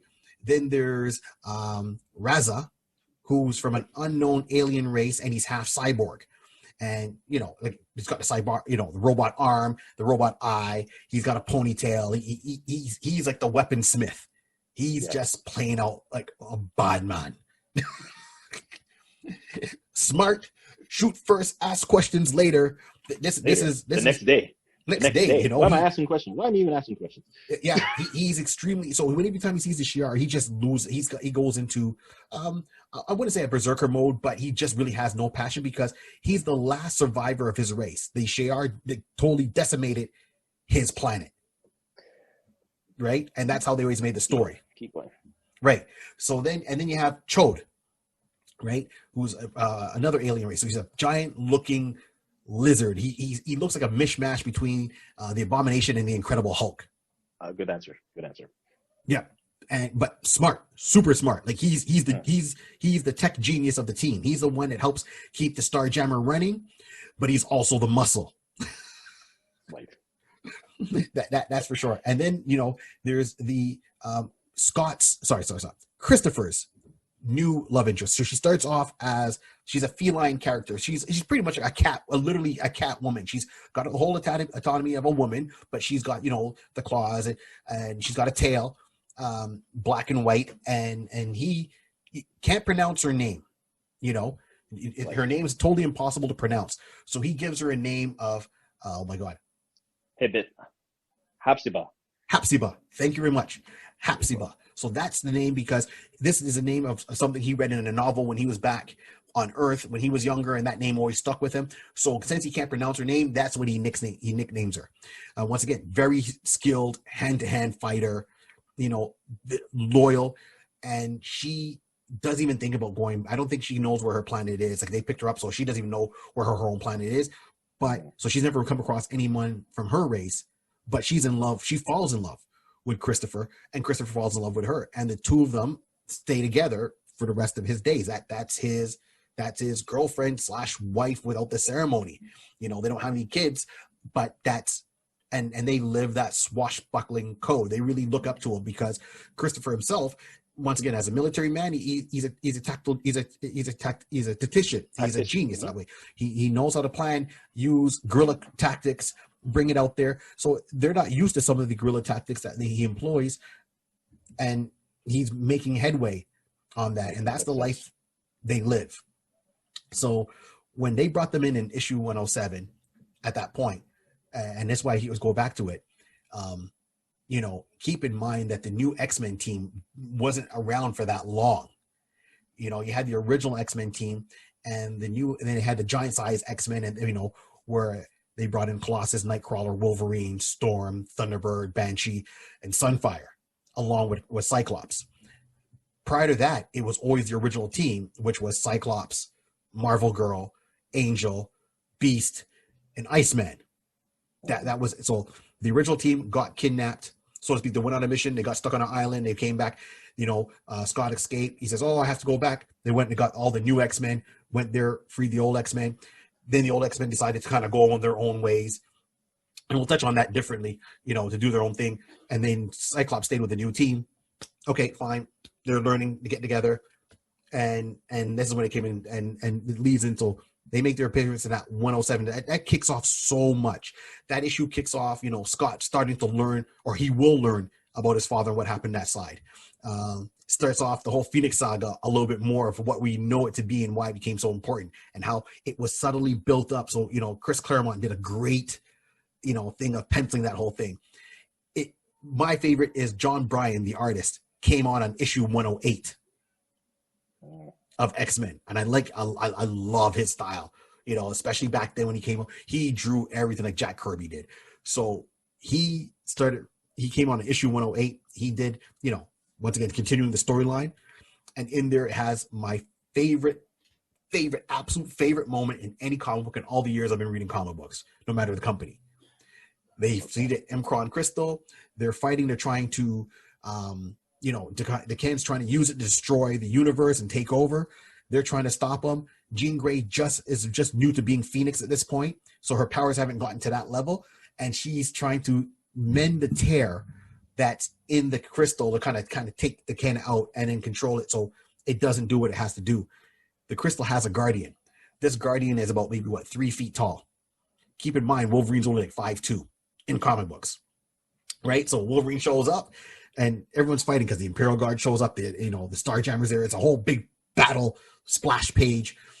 And Wolverine gets in there and he sees, he sees the little Guardian. Cyclops goes, "Hey, you got to take it easy. We don't know, we don't know what he's capable of." And Wolverine looks at him with a smirk. Now, this is when they really wrote Wolverine extremely cocky, and they were thinking about killing off Wolverine during this run, right? He wasn't supposed to be around up to all these years up to now, so we got lucky.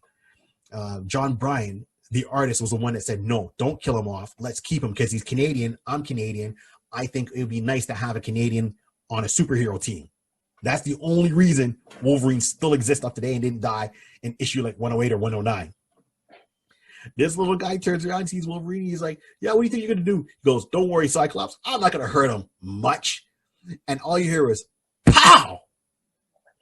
The next panel, you see the Starjammer in orbit, but it has a different kind of look at the time that we know. Like, see, Rod's got the classic look behind him, but this one had a little bit of a different look. Like, it had wings, like it looked like a giant bird. So that ship is in orbit with one of their crew members, and all you see is like, the person that's on the ship is like, "Is everything okay down there?" It's like, "Yeah, why?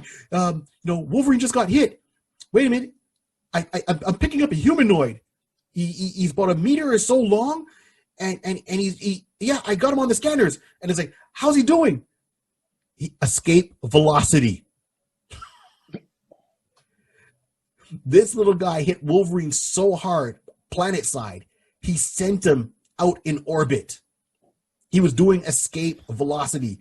The ship had to break orbit to go and track and catch up to Wolverine and pull him in with a tractor beam.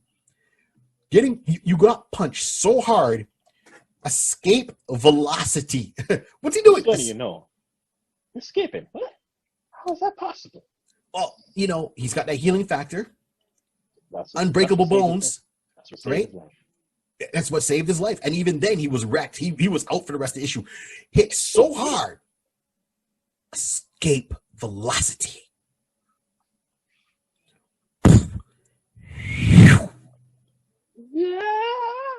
Yeah. So that was it. But during that, Jean Grey she realized she didn't have enough power, enough life essence to do what she needed to do. And they touched on this in the cartoon. So she grabs Storm's hand, because Storm says, "Well, you need more than one." And she said, "Oh yeah, you gave me an idea." So she grabs Storm's hand. She goes, "Corsair, give me your hand." She grabbed, Corsair, "Okay, sure, no problem." Grabs her hand, and Jean Grey mind links with everyone that she's holding hands with.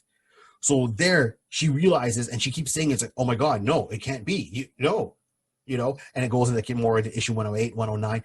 Jean at the time realizes that Corsair, his name is Christopher Summers. She finds out his backstory, and she doesn't tell Scott right away. When she's thinking to tell Scott, she talks to Corsair first, and Corsair goes, because at this point there's a fight goes on. He's unconscious, so she goes, "Look, Corsair, you have to save Cyclops." He's like, "Okay, well, yeah." She's like, "No, you have to save your son." He goes, "What?" She goes, "You're Christopher Summers. That's your son, Scott Summers, who he hasn't seen since he was maybe 9, 10, and now he's a grown man in his 20s. So, but Scott didn't hear this. He's unconscious. He's unconscious, man. So it's like, okay. So after all that happens, he takes Jean aside. He goes, "Look, Jean, don't tell Scott I'm his father. I didn't go back to Earth. I didn't know my boys." He's like, "He's fine. He seems happy. He's in love with you. You love him. Take care of my son." What happened to my other son? Is like, "Oh, Alex is alive also. Both your boys survived." He's like, I didn't know that." He goes, "Look, I've been in space for so long. I wouldn't know what to do on Earth. I would have no idea. Don't tell them anything. Let them live their lives. They seem happy. For me to come back is just gonna, just unsettle everybody and everything. I'm gonna stay here and just live my life, do what I have to do." So Jean made him that promise, and that's why he didn't find out right away until many issues later. John Bryan wasn't writing the book anymore. Not writing. He wasn't drawing the book anymore. He wasn't drawing the book anymore. A different artist was drawing it, and Corsair has to come to Earth, and he comes crashing into Earth because the rest of the Starjammers get captured. So he comes to Earth, and he needs Scott's help. And once again, during the fight, Corsair's always still been wearing his dog tags all the time underneath his costume. So his dog tags and his locket. And during the fight, he gets knocked unconscious. Scott goes to help him. Scott sees the tags and locket hanging out, so he picks it up. He reads the name. He opens the locket. He sees a picture of his mom. He goes, "Oh, well, how do you have these?" And he starts yelling at him, and it's like, "Who are you? And what do you have this stuff? And what?" And Corsair has to say, "Look, finally, while he was unconscious, he didn't even get a word in. It was Storm, because Storm did know. Jean did tell Storm. Storm says, that is your dad. You're lying. No, I know. How come you didn't tell me? Well, Jean made me promise not to tell. And Corsair says, I told Jean not to tell you for X amount of reasons. So, of course, there was a lot of anger through that, Scott. And I found it was really wrong. You finally catch up with your dad and you have to understand, it wasn't like, oh, I'm going to get milk. I'm going to get a pack of smoke, son. I'll be right. Wink, wink, back.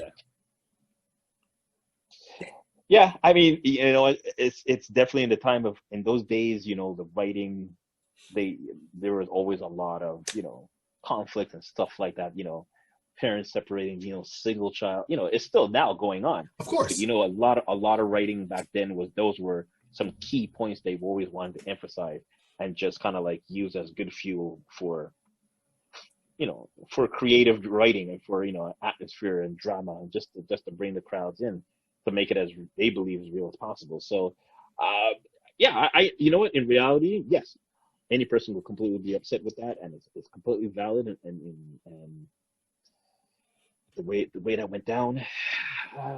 But again, for writing, I made them promise. That's the only thing. I mean, okay, I understand the promises. I understand when you found out, okay, and they have to make dramatic effect. I understand that. But for Scott I can understand Scott being mad that his dad didn't tell him the first time who he was, right? Mm-hmm. As soon as they found out the connection, as soon as Jean knew it. But I was really kind of a little bit disappointed at how Scott handled it. I mean, as I said, it wasn't like his dad stepped out to go and get a pack of smokes and said he never came back. You got pushed out of a plane with one parachute. You saw you didn't see the spaceship, but you saw the plane blow up. You're flying back from Alaska to, I think to the States, or where their flight plan was. So you're in the mountains. It's like, okay, you could be mad at saying, Dad, you should have told me when you first realized it or first knew it. I could be mad at Jean for not telling me when but if you read that issue, he's so angry. Like, Scott. But that's Scott. Scott's always angry. Scott is always angry. He's got a chip on his shoulder. No wonder Wolverine wanted to bop him a couple of times, man. It's true. That's what got me. It's like, okay, maybe I'm too sentimental, to a certain thing. I can understand being angry on certain things, but okay, be angry at him not telling you when you first see him. But don't be angry. He's like, where were you all my life? Did you not see the plane blow up? Like I said, did you not see him in a different outfit, like the one that's behind me here, where he's wearing a red and a bandana? And it's a cool ass look. I thought Corsair was one of the coolest characters, man. And he's in outer space. Yeah, I completely, I understand. It's again, it's just the writing style. That's what they wanted to push. Scott, to me, always had a chip in his shoulder. Always had to be proving something. He's always angry. He's always angry, and that's just Scott Summers, future of the human race, or the mutant race. Yes, as we know. Anyway, that's even talking about stuff that's going on right now. But that's just Scott. That's the only thing that I thought was off. And I mean, and outside of Corsair, people would say, okay, what else did Dave Cochran do? And just to give you a quick rundown, Dave Cochran was responsible for the creation of Nightcrawler, Storm, and Colossus, and even Black Cat in the Spider-Man run. So, and he did another, and he did way more than that. He had his own issue called the Futurians, which was like a one-shot deal that was done by Marvel. And, and I actually have that in my collection, which I'm very happy about. So he's contributed a lot on the Marvel side, and he's even done some work with the Legion of Superheroes, and Superman and Superboy titles back for DC back in the day. So he even helped create Bouncing Boy and Dual Damsel from the Legion of Superheroes, and so he's done a lot. His list really goes on, so you really got to look more into what his writing style was, and I gotta appreciate it. Absolutely gotta appreciate it. I'm just saying that particular story where Scott finally meets his dad, Corsair. They finally did kind of hash it out at the end, but he was very still distant. And at that point, even when he found out, Alex still didn't know. So Havoc didn't know. I think that's one thing where Marvel really needs to tighten up. Or we all know about the Magneto and Quicksilver and Scarlet Witch. I didn't even throw in Polaris at one point. Who's down here in the screen too, because at one point Havoc did join the Starjammers. Havoc and Polaris. I thought I did. Yeah. They did join the Starjammers at one point. They even have another character that joined who's in the Marvel Universe right now. So we don't know if he's going to get there or not. And this is why I say these are good segues. So you have Miss Marvel, right? Yeah. Or Captain Marvel, as the movie came out with Carol Danvers. She, at one point, loses her powers because of Rogue. She turns around, gets her powers back from an accident, cosmic or whatever, and taps into this other power, and she calls herself Binary. So she's like a binary star. She has like heat powers, you know what I mean? She's able to fly, projectile, plasma blast, the whole 9 yards. And she joins the Starjammers. So her being in outer space, that makes sense. So they had the main core members, or is the ones who are behind us. And these are the ones that I came up with and think that it would be perfect to have them as a segue, like how they did. And this is what we're going to go into now. We're going to start trying to figure out who could play who or how would you do it. So, I would say, to me, it would be like a nice segue how they did Guardians of the Galaxy. Yeah. Well, that's exactly, they are. They are basically like, they're like a very similar cousin in that sense of Yes. Guardians of the Galaxy. That's Yes. how I look at it. Yes. All the characters, basically, their characteristics and what they can bring to the table, you can clearly see, or very something similar on the Guardian of the Galaxy type of aspect, at least the MCU aspect of it. Yeah, right, exactly. That's what we're talking So about. we can definitely get a connection right there with that. Right. So because I like how they did the second Guardians of the Galaxy movie. At the very end of it, they brought in people to represent the original Guardians of the Galaxy, what we know from comic books, not the ones that's in the MCU. The MCU one that's that's popular right now is I would say, Guardians of the Galaxy, version 2, 2.0. The original ones are actually from the future, the 31st century. But anyways, so the original ones, they showed some of them. Like, for example, Sylvester Stallone did a cameo, and he played Sarkar, right? Which is Starhawk's character. And they had, all the other ones, right? Charlie 27 and Yondu is, as we know him in the MCU, is still a Yondu, similar power, but looks a little bit different. He's got the big fin, and he really uses a bow and arrow. So all the original aspect of the Guardians were there. So they kind of threw them in at the very end, making them seem like a whole big team instead of just one team. Astro, Vance Astro was there. So they all showed them in their costumes to a certain degree, or even without their powers, they're still there. Right. That's where it would have been nice when they're doing that whole pan and you're seeing them. They could have just showed the Starjammer in the bridge, and you see, the main four on the bridge. That's it. I didn't have to do a speaking role. Put them in their traditional costumes. Have them there. People are like, okay, why are they showing them? And then fans would be like, oh my gosh. And that would have confirmed the X-Men are in the MCU. See, yeah, that's definitely right. It would have been a beautiful time, but at that time, yeah, Disney didn't own them. The deal hadn't gone through as yet, so I wasn't even sure if it was even on the table at that time. But yeah, that would definitely be something perfect that they bring out now. Like at the next Guardian Galaxy, yes, this is a perfect time that you can make that segue as well and bring that in. So. Yes. That's what I'm talking about. So we gonna get down to it right now.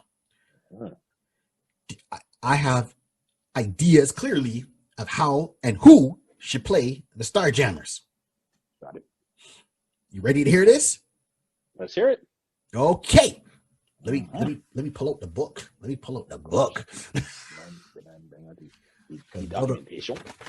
Other man made notes. So, playing him right? And he might be a little bit younger because I want to capture them. Maybe not too far in the crib. I want them as the Starjammers. I don't want. I mean, if they got to do the Starjammers, let's say they had to do it as a standalone movie. One, I would like, as I said before, bring them into Guardians of the Galaxy as just a little guest, 30-second, and them come in and out. That would confirm the X-Men are in the MCU because you can't have father without son. Right? Right. If they got to get into their history, do their history as a flashback. Just a quick flashback how they did in Watchmen. Don't need a whole movie about their history. We just need a flashback. Throw them in an adventure. Let's go. Let's go for a thrill ride. Okay? If I had to go, and who I picked here can go for live action, or if they had to do an animated series on the Starjammers, because we all know between Guardians of the Galaxy and Captain Marvel, there's a whole space opera of stuff that we haven't encountered yet, and it'd be nice to have a team that's really going to go more into it. So Guardians of the Galaxy had a cartoon. So here's who I picked to play who. So the main man himself, Corsair. Right. I'm going with Charlie Hunnam. Charlie Hunnam. He was the lead from Sons of Anarchy. Okay. Right? He did the lead of Charlie, and when you watch the original Sons of Anarchy, right? Mm-hmm. And you see his character in there, right. As the lead. It almost was reminiscent of, and I said this before, of a King Arthur tale. His dad has passed away, his mom's still there. You had Ron Perlman in it. So his dad and his stepdad his mom and his stepdad are trying to pull him one way. He's got other thoughts about the motorcycle gang. He really was, King Arthur to me in that aspect. Mm-hmm. You got past the reins of the kingdom. People are trying to pull you one way. You're trying to go another way. And you get into all these things. And it just kind of felt more to me as like if you had to watch a weekly series, almost of a modern day version of Knights of the Round Table. Each person had their qualities. So first of all, he can play a lead character. Right. So that's one. He's also played, King Arthur in a King Arthur movie that was directed by Guy Ritchie. Okay.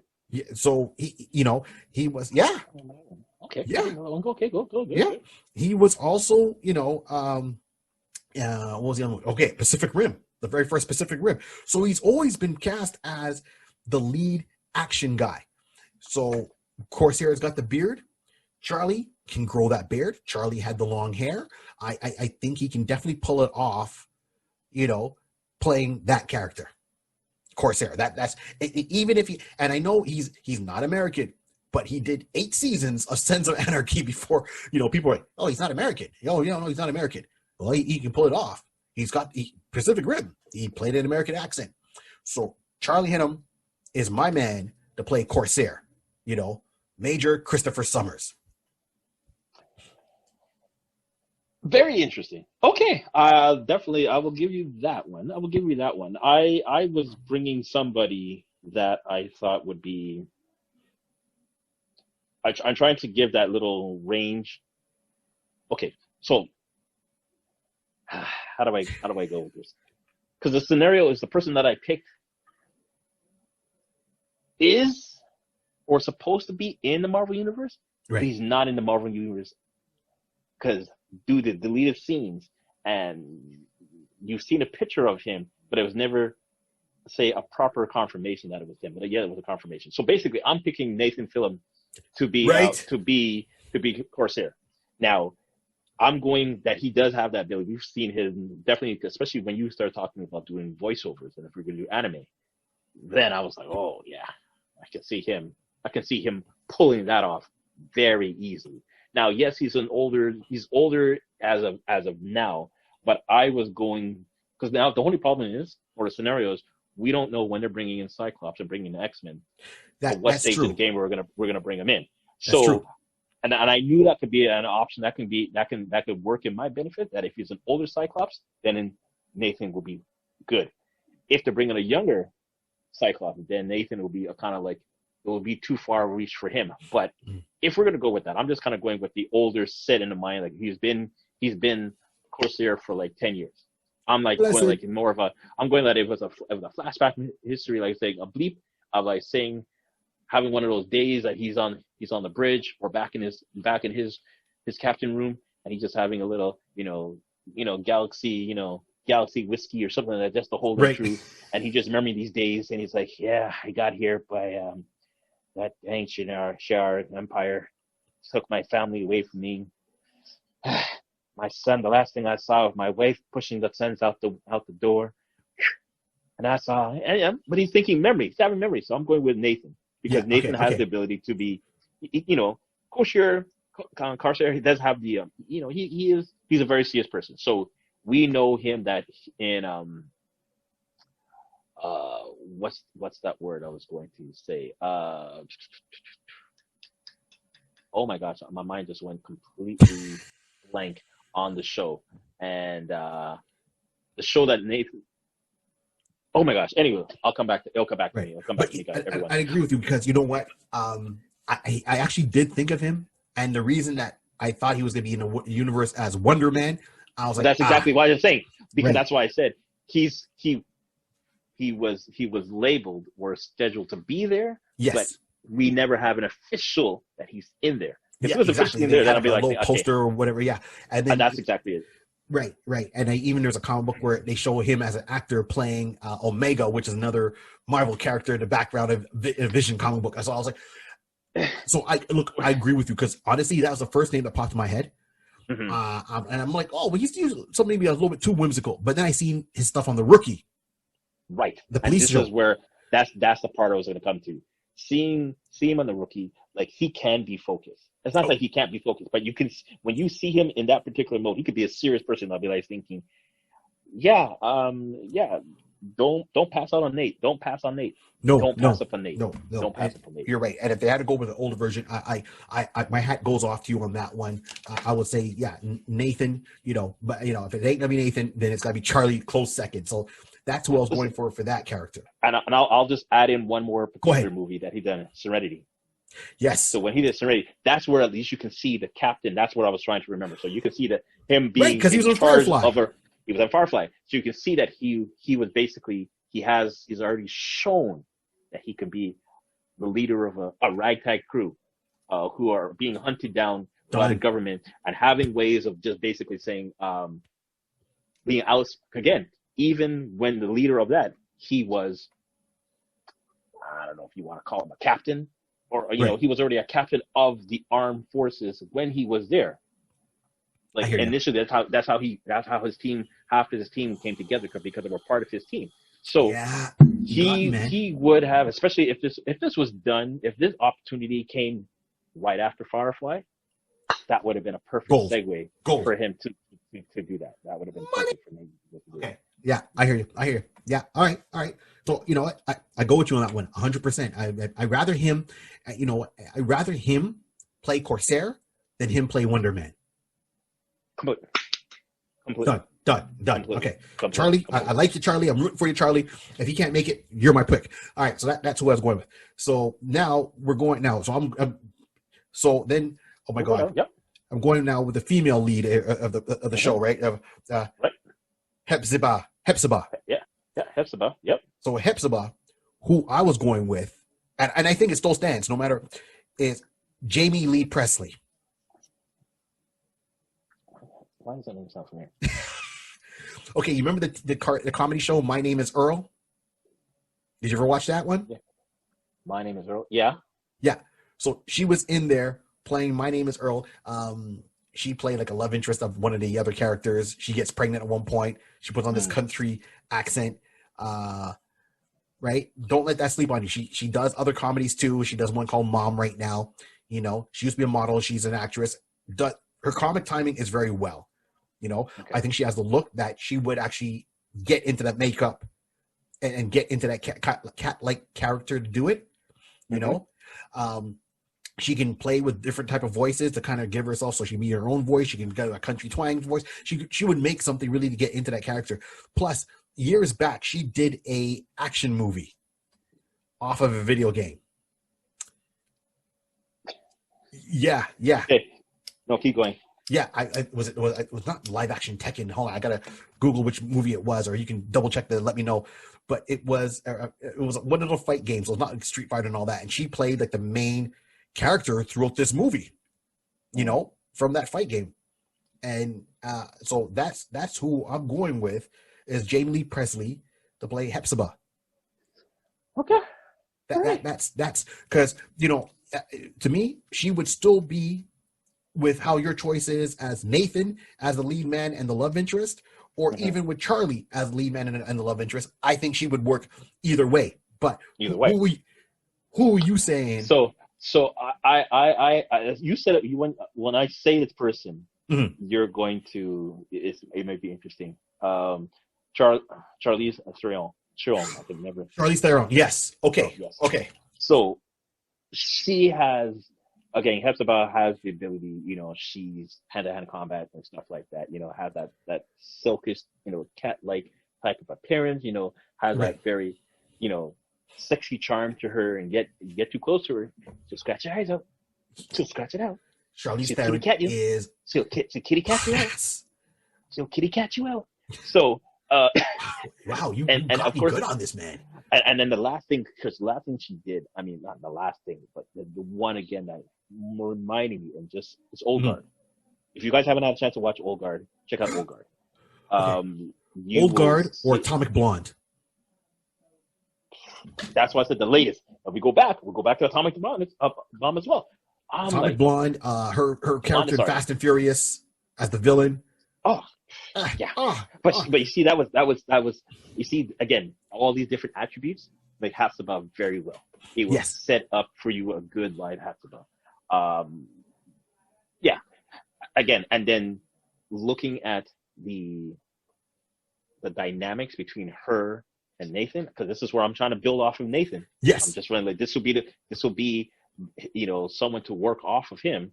Mhm. Charlize could do very well. I think she would just do well to have that professionalism that both of them could work off each other and improv it out, and it could definitely turn into. He would a have to whole- bring it like big time because she as an actress, she's like Oh, she's a beast as an actress, man.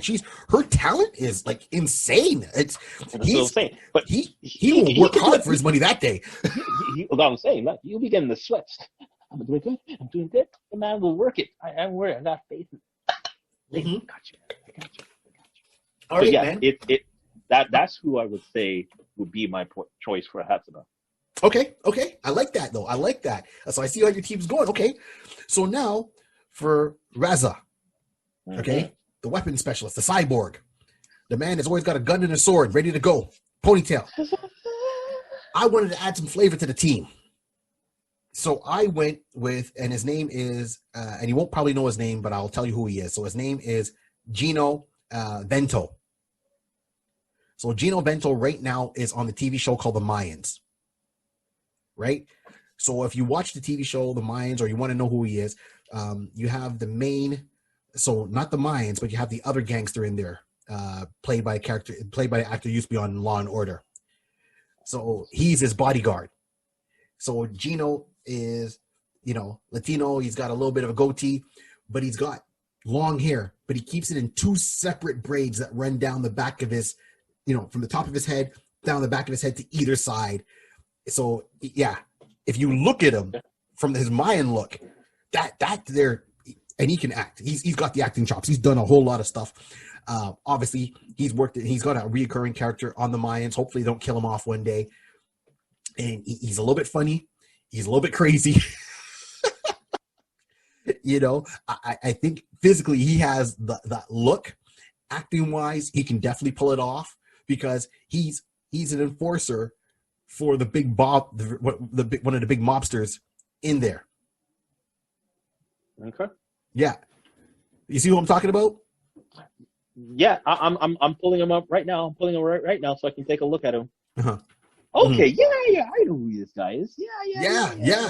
I mean, I like them. I love the Mayans. I mean, clearly you can tell I love Sun, so I love Mayans. So you see how my picks were going here. So that's who I had to play Raza.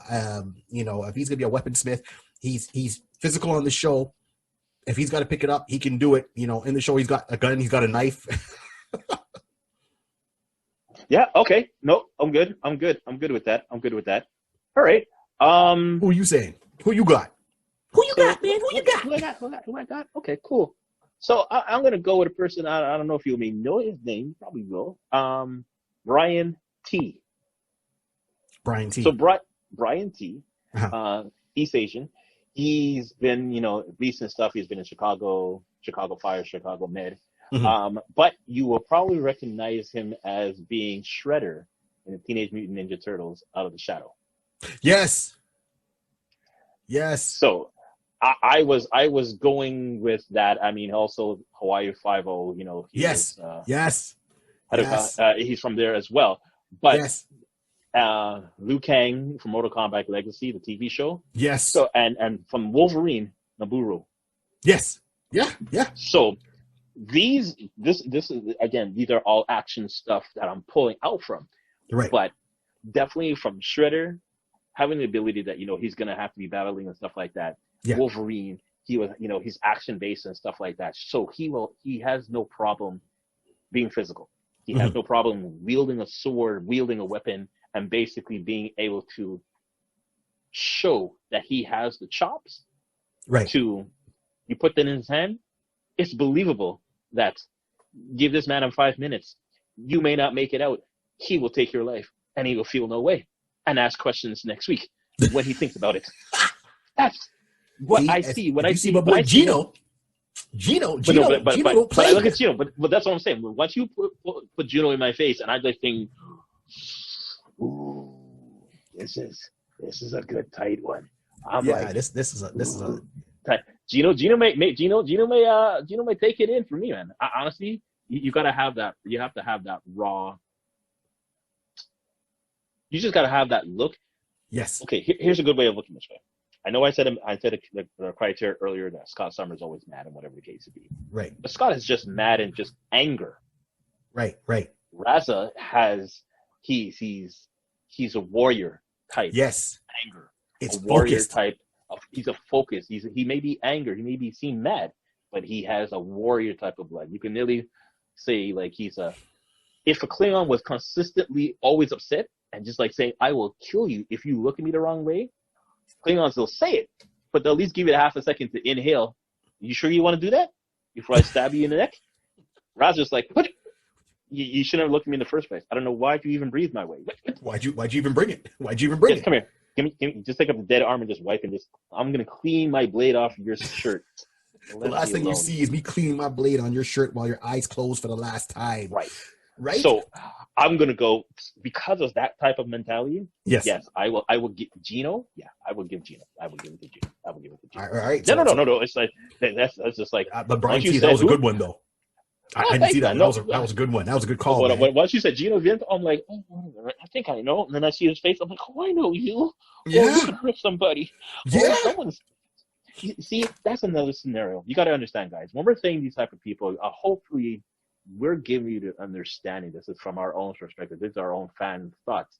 But we want to have someone that when you see them, you can clearly take the image out from the sheet, put it in the face, like face off, like. Yeah, I can see that happening right now, and be like that guy who will say, I won't get in trouble for saying Kevin Smith is saying, take my money, just take my money, take my money. That's what I want. Well, that's what we want you as fans to, supporting the channel and watching the channel here with us to come on our ride, enjoy it. And if you got any comments, let us know. And we're going to put pictures up so you can see who's who. And look, let us know who you pick, right? But we still got one more. So the last one now is Showed, right? Yep. So no matter what, because of how the character is and how he's always drawn, he's drawn taller than everybody else. He's drawn bigger than everyone else. He has to be CG'd. Right. No matter what, he's got to be CG'd. But the voice, the voice of this character, the person that's got to play him, so it had to be animated or it had to be in a live movie and they had to CG him. And hear me out. I wanted someone that was not going to be, I'm Jode.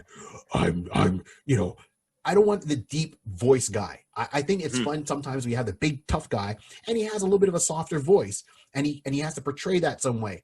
Right? So it's like when you meet Mike Tyson, it's like, oh shoot, Mike Tyson. Hey, what's going on, yo? What you guys trying to do to me?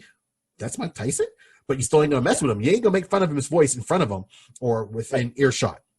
So who I was going for to play Showed was Patrick Oswald. Let's see, Patrick Oswald, stand-up comedian. He's a huge comic book nerd. Okay, there's a scene, and you got to look it up on the TV show Parks and Recreation. Patrick Oswald goes in there and he does a whole telling of Star Wars. You know, his version of how Star Wars should have been. And this rant goes on for about 4 minutes. It's beautiful. He was also on King of Queens. He's also in Marvel Agents of S.H.I.E.L.D., the TV show later on season where he plays twins. And then he plays his own father. You know, and they always all look the same. So, or, you know, he plays triplets and he plays his own father. So, Patrick as a comedian, he's hilarious. As an actor, this guy is fire. He always steals a scene. Right. So, to have him playing Showed and the fact that he's going to play in an action movie, not only will he go above and beyond, and you CG him, because you don't have to say, well, he doesn't look like the action hero person.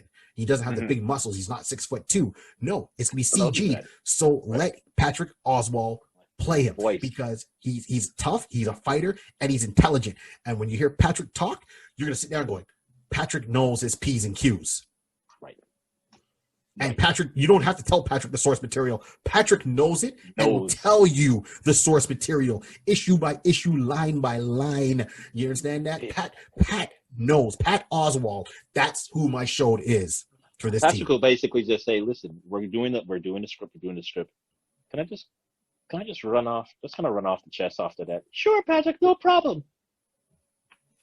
Are we recording this? Make sure you're recording this. Yeah, he's saying good stuff. Patrick's gonna rewrite the script. It's gonna come out better. So that's it. It's just like, whatever. Oh my gosh.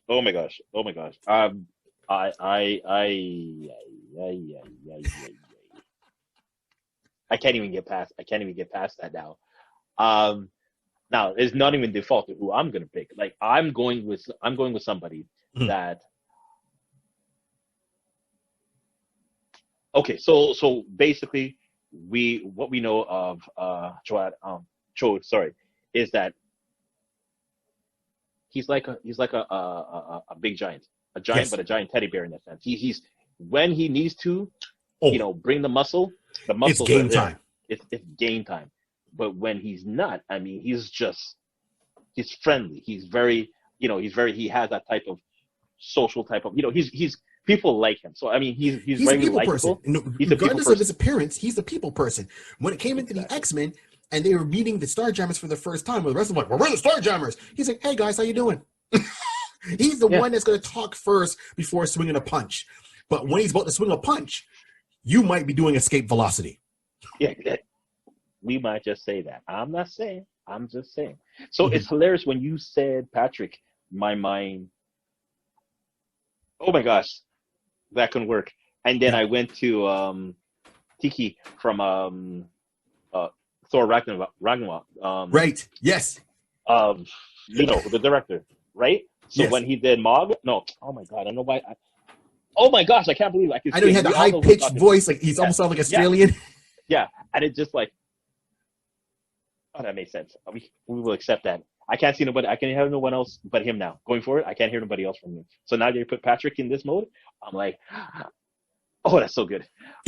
So wow, I'm literally trying to get over that. So let me focus. I can win this. I'm gonna do my best. Okay, so who I chose was David Ajala. So David Ajala, some of you may or may not know him. He's definitely been more on the. He's a British actor, and he's been more. You've seen him a couple of times in different shows. He appeared on Supergirl as Manchester Black. Oh, okay. You remember, right? Yeah. And definitely more recently, he's been on Star Trek Discovery. So, so this is where I'm going with that ability to have that twofold. When he was in Manchester Black, like he like when it's time to, when is Manchester Black? Manchester Black was he was just mean. He was not evil, but I mean, he was just, he had his own agenda. So Yeah. he can just be focused, like, you know. So basically, I'm taking that when the muscle time to come on, someone's gonna lose an eye. Someone's gonna lose an eye. We're just letting you know right now. But when it came to Star Trek Discovery, he was great on there because he was a lone cargo type of pirate in that sense. So you can see the little similarities from there. Right. But he had the ability. Book was his name. So Yes, yes.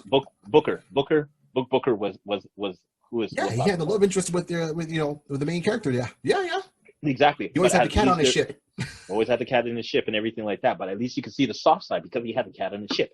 He was a soft person that basically he always was trying to help out all those endangered species and bring them back to his planet and everything like that. So that's where the soft side would come in. So this is where I was looking like he has the ability to voice, because we're not going to see him again, like you said, this character is going to be CG. Yep. He's, it's very rare you're going to find someone who's going to have the body mass to be that big in size. So, no matter what, we're going CG down that route. Absolutely. Right, it has to be CG. There's no. Now the only thing the connection we have is voice. So because we've all, it'd be very different and unique to have a British accent out in space. And then when I'm trying to think in the Marvel universe, minus the Asgardians, because well, we just know that whole realm is by itself. I can't think of anybody else off the top of my head. So it would look kind of unique, like a Merc type of scenario that you're seeing this big guy, and then you hear this type of what's the best way I can say that high presence type of meaner kind of conversation you're talking to me, like yes, like, how are you? I'm doing good, great. Like, it's been a great day and everything like that. You can hear like, it's so nice and calm, but you're looking at his shoulders like, he's so wide, he can hurt me if I do the wrong thing. Yep. But you can hear his voice. He's like, he's like, you're just like a light fly. Just, he'll bring you in. Bring it. Oh, he's so nice. He's so nice. The arm just Crumpet. dash you away, crumple you in crumpets, and that's it. So that's who I was going with. Wow. Okay, so that was my thoughts. I like that. Mm-hmm. But Pat, I don't know. Look, this book. I'm just going to say, David, you're going to have to work hard, boy. You're going to have to work hard. Patrick's coming for your food, boy. Patrick's coming for your food. I'm just saying, bro. Work hard.